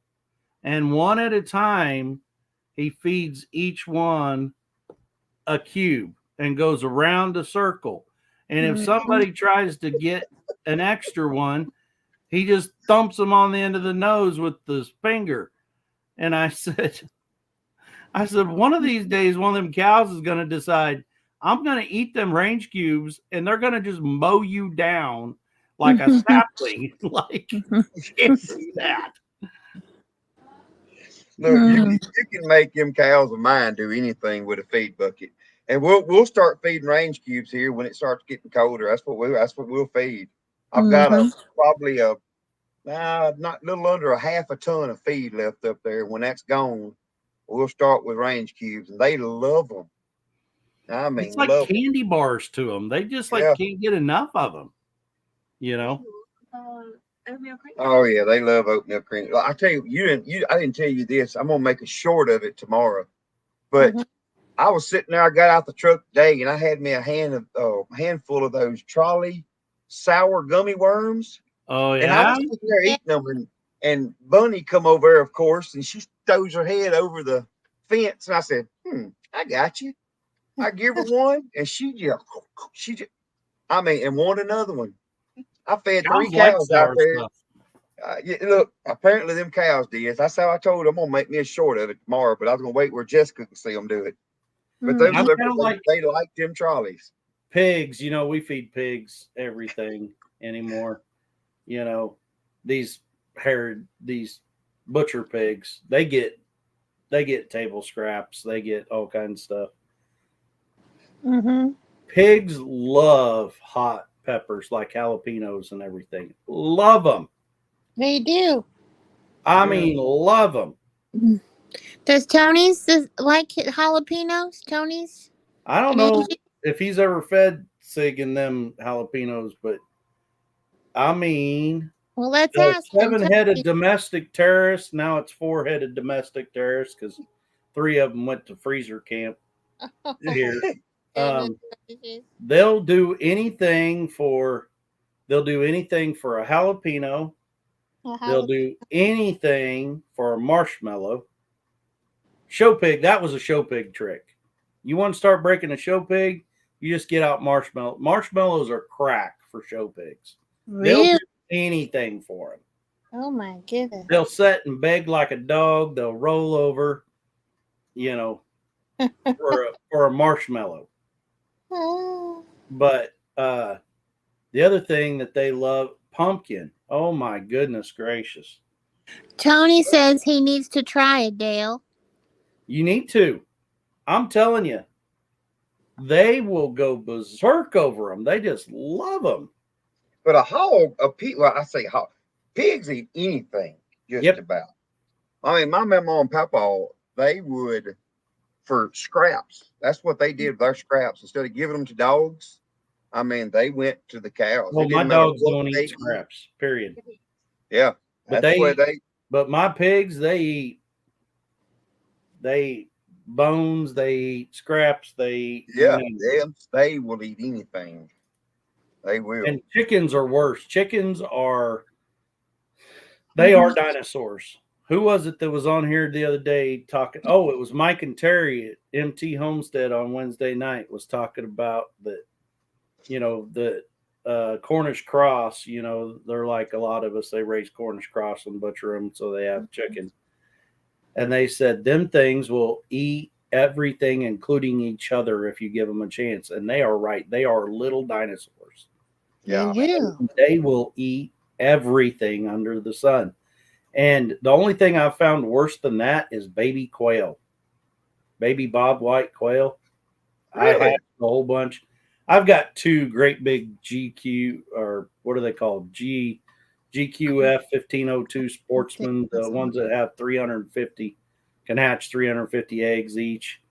And a guy gave me a whole bunch of quail eggs to hatch out, bobwhite quail eggs. And he told me, he's like, when they all hatch, he said, the first thing you need to do is boil like 3 or 4 eggs and mash them up and put in there. And I said, boil eggs and put in there? And he goes, yep. And I said, why? He said, because if you don't, they will eat each other. And I said, what? He goes, you got to have that protein. And he wasn't kidding. Like if them little dudes, they one time we filled up their feeder. We had a whole grow out pen of them. We filled up their little, jar feeder and went to work. That evening we got home like 2 hours later than normal. And that little feeder run out. And I swear they all looked at each other and went, oh, Siamese cat. Siamese. But Yes. I swear they all looked at each other and went, well, Bob, Okay. this is going to be a bad day. And we got there and literally there was just a little skeleton in there. They'd think that. looked and said, oh, he gone. Did you ever think when you ate Chinese, it isn't pork or chicken, but a fat Siamese? Says Yep. Karma. Yep. He said, "Yep." My aunt had a full-blood Siamese cat when I was a kid, and as long as you petted from head to tail, she would be there all day. But if you even stopped for a second and went backwards, you come back with a bloody stub. She just eats you. This one right here, it does not like you rubbing it down to the back. You can rub on its head all day long, but don't go back there down his back or close to his tail. He don't hardly like it. I mean, that is broad, Brenda. Oh, that broad would be like a buzzsaw at the end of your arm if you did that. Dale. Like trying to pick up a baby bobcat. I had a friend. I'm an old fur hunter and trapper and Again. stuff like that. And I had a friend years ago when we were young. He found this, bunch of little baby bobcats in this brush pile. And he said, I'm going to take one of them home and raise it. And he reached in there and he grabbed one of them little baby bobcats, looked like a kitten. And no. it was like sticking your hand in tar. He couldn't get rid of that thing. It was just like a cartoon.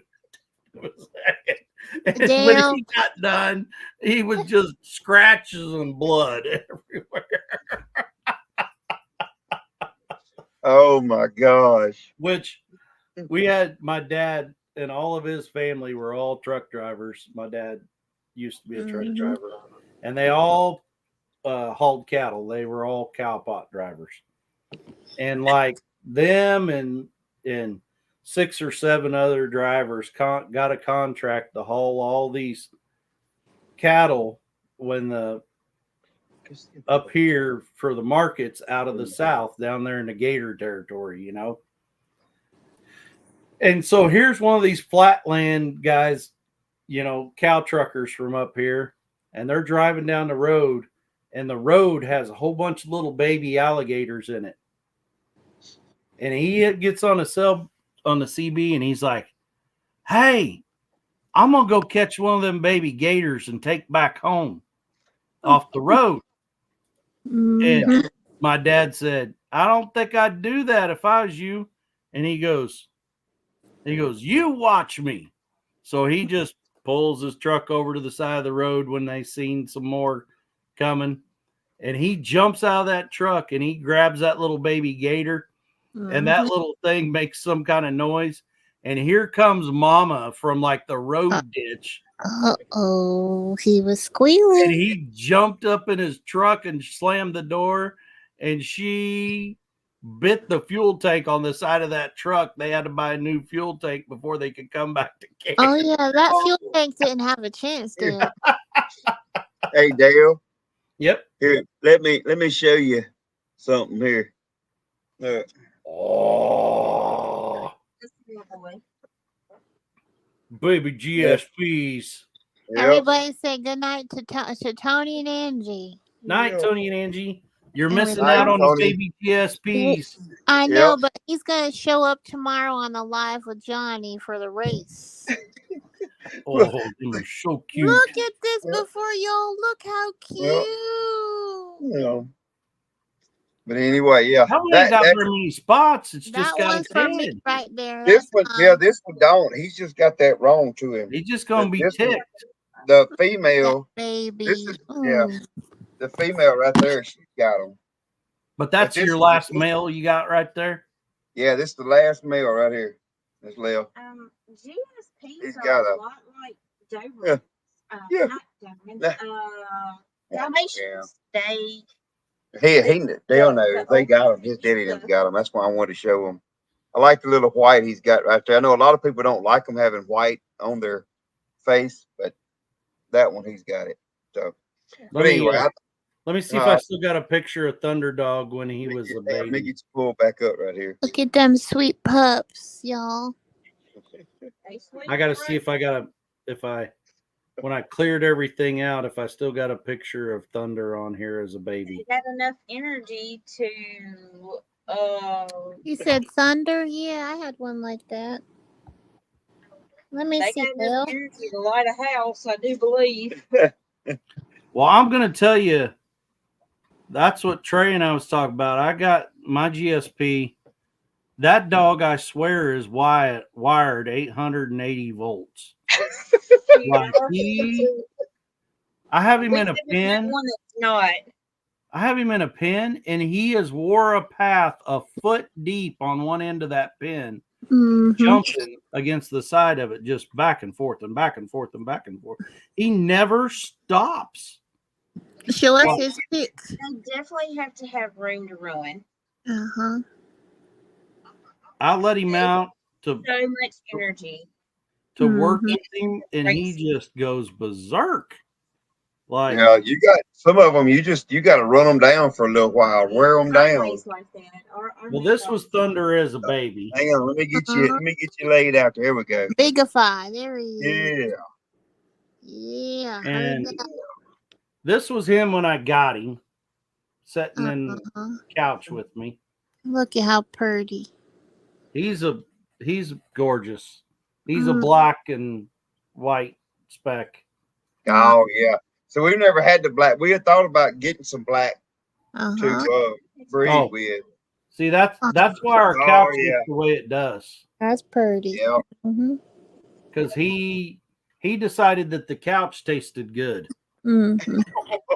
Oh, my dog used to lick the leather right on the couch. Oh yeah. And he didn't realize that he was a big dog. He thought he was a Oh, little dog. yeah, that's right. They Oh. do that too. The little ones don't think that they're big, and the big ones think they're little. Hi, Joe. Our oldest female, Oh, hey, hello, Joe. she stayed in the house forever. Yeah. Hey, Joe. Welcome in. A camera surfer. Mm-hmm. And I come in one day, she had literally I had a skillet of grease on the stove, letting it cool down. Well, when I walked in, she had it by the handle and set it down on the floor without spilling a drop. And it scared me to death. So after that, I was like, oh, no, we can't do that. So, but she'll come in. Mart, Thunder is the smartest little wired wide open dog. He is so smart. Like you say, he can figure out stuff. This Wow. is here. I'm gonna show you. This is my male dog. This is the one that we call Conway. Mm-hmm. Here. I want to show y'all something pretty. Oh yeah, he's a liver, Yeah, almost all solid. yeah, He's beautiful. yeah. That's Conway. Now that's I had it. Mm-hmm. Mm. It's a pretty one. Yeah, I like Conway. He's the best one out of all. Yeah, Conway's my buddy. The rest of them are aggravating. Oh man. So I gotta find I want to send. Oh.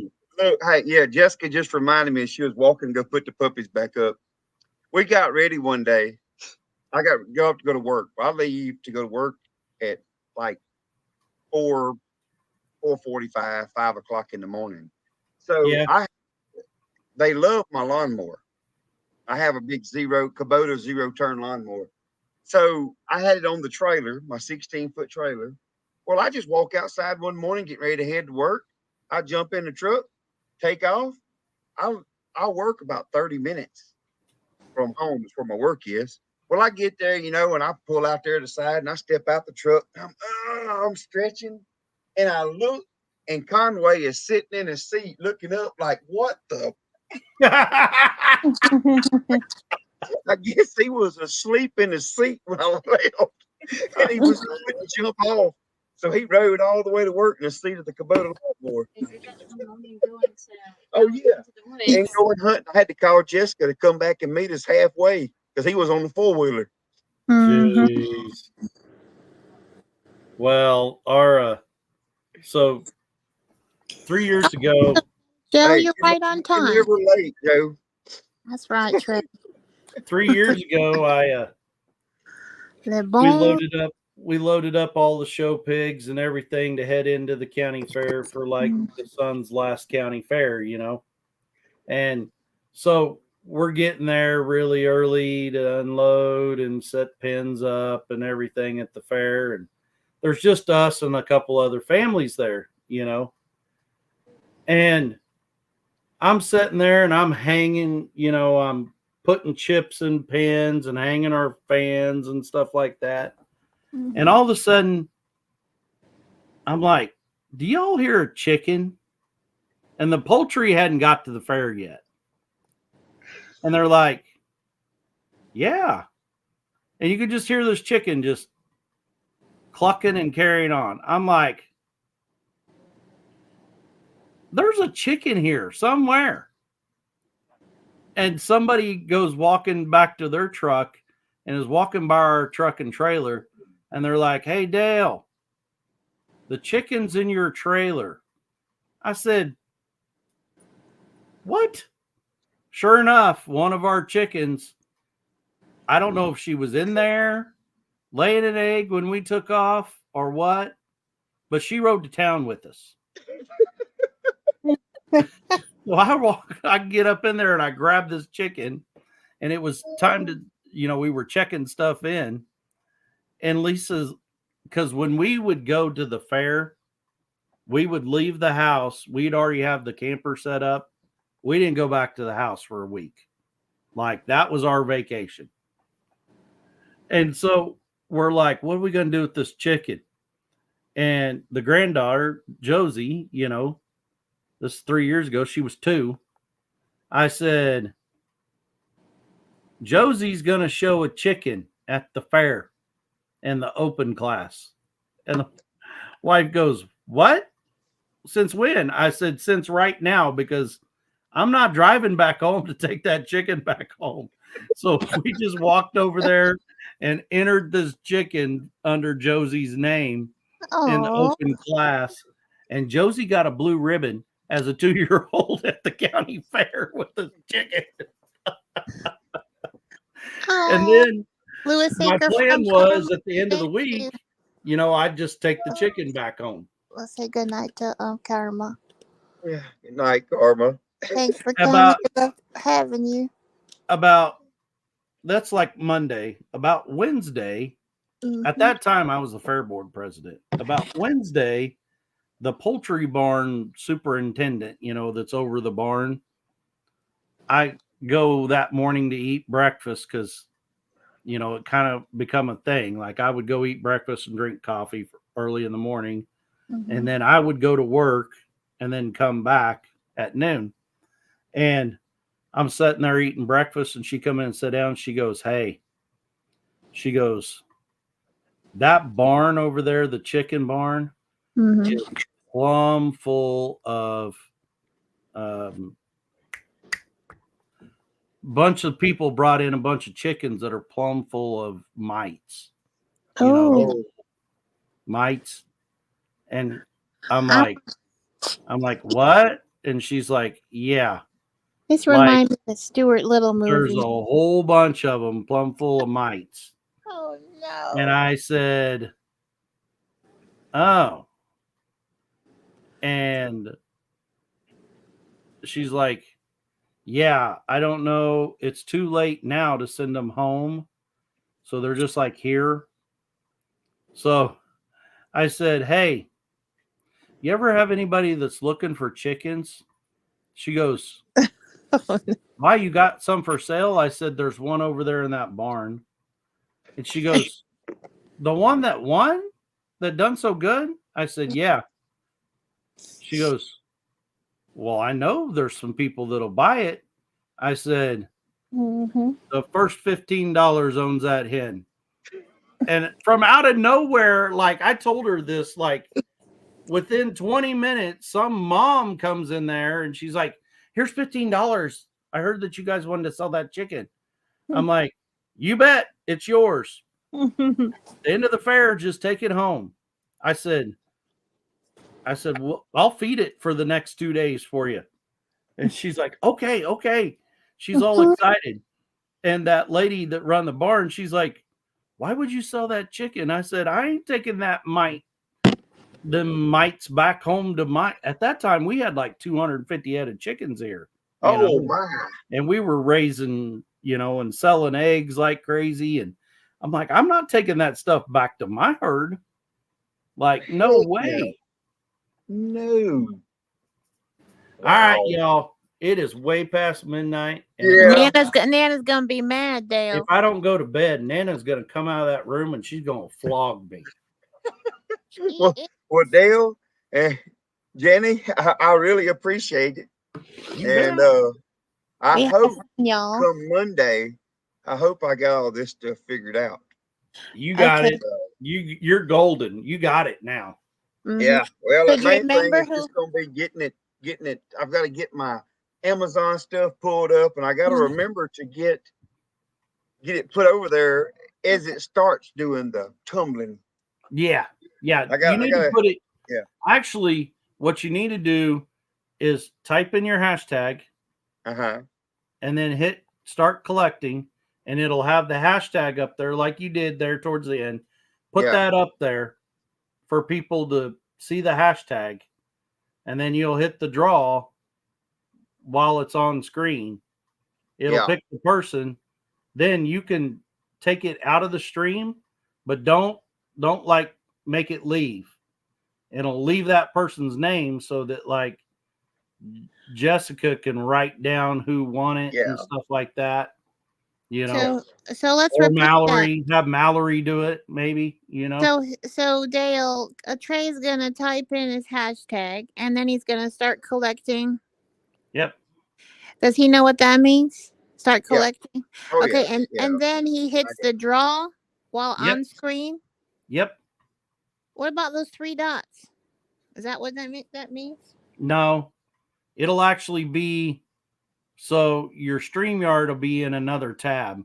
So you'll have to leave StreamYard, go over to that other tab, hit the draw button, and then remember, Share the screen.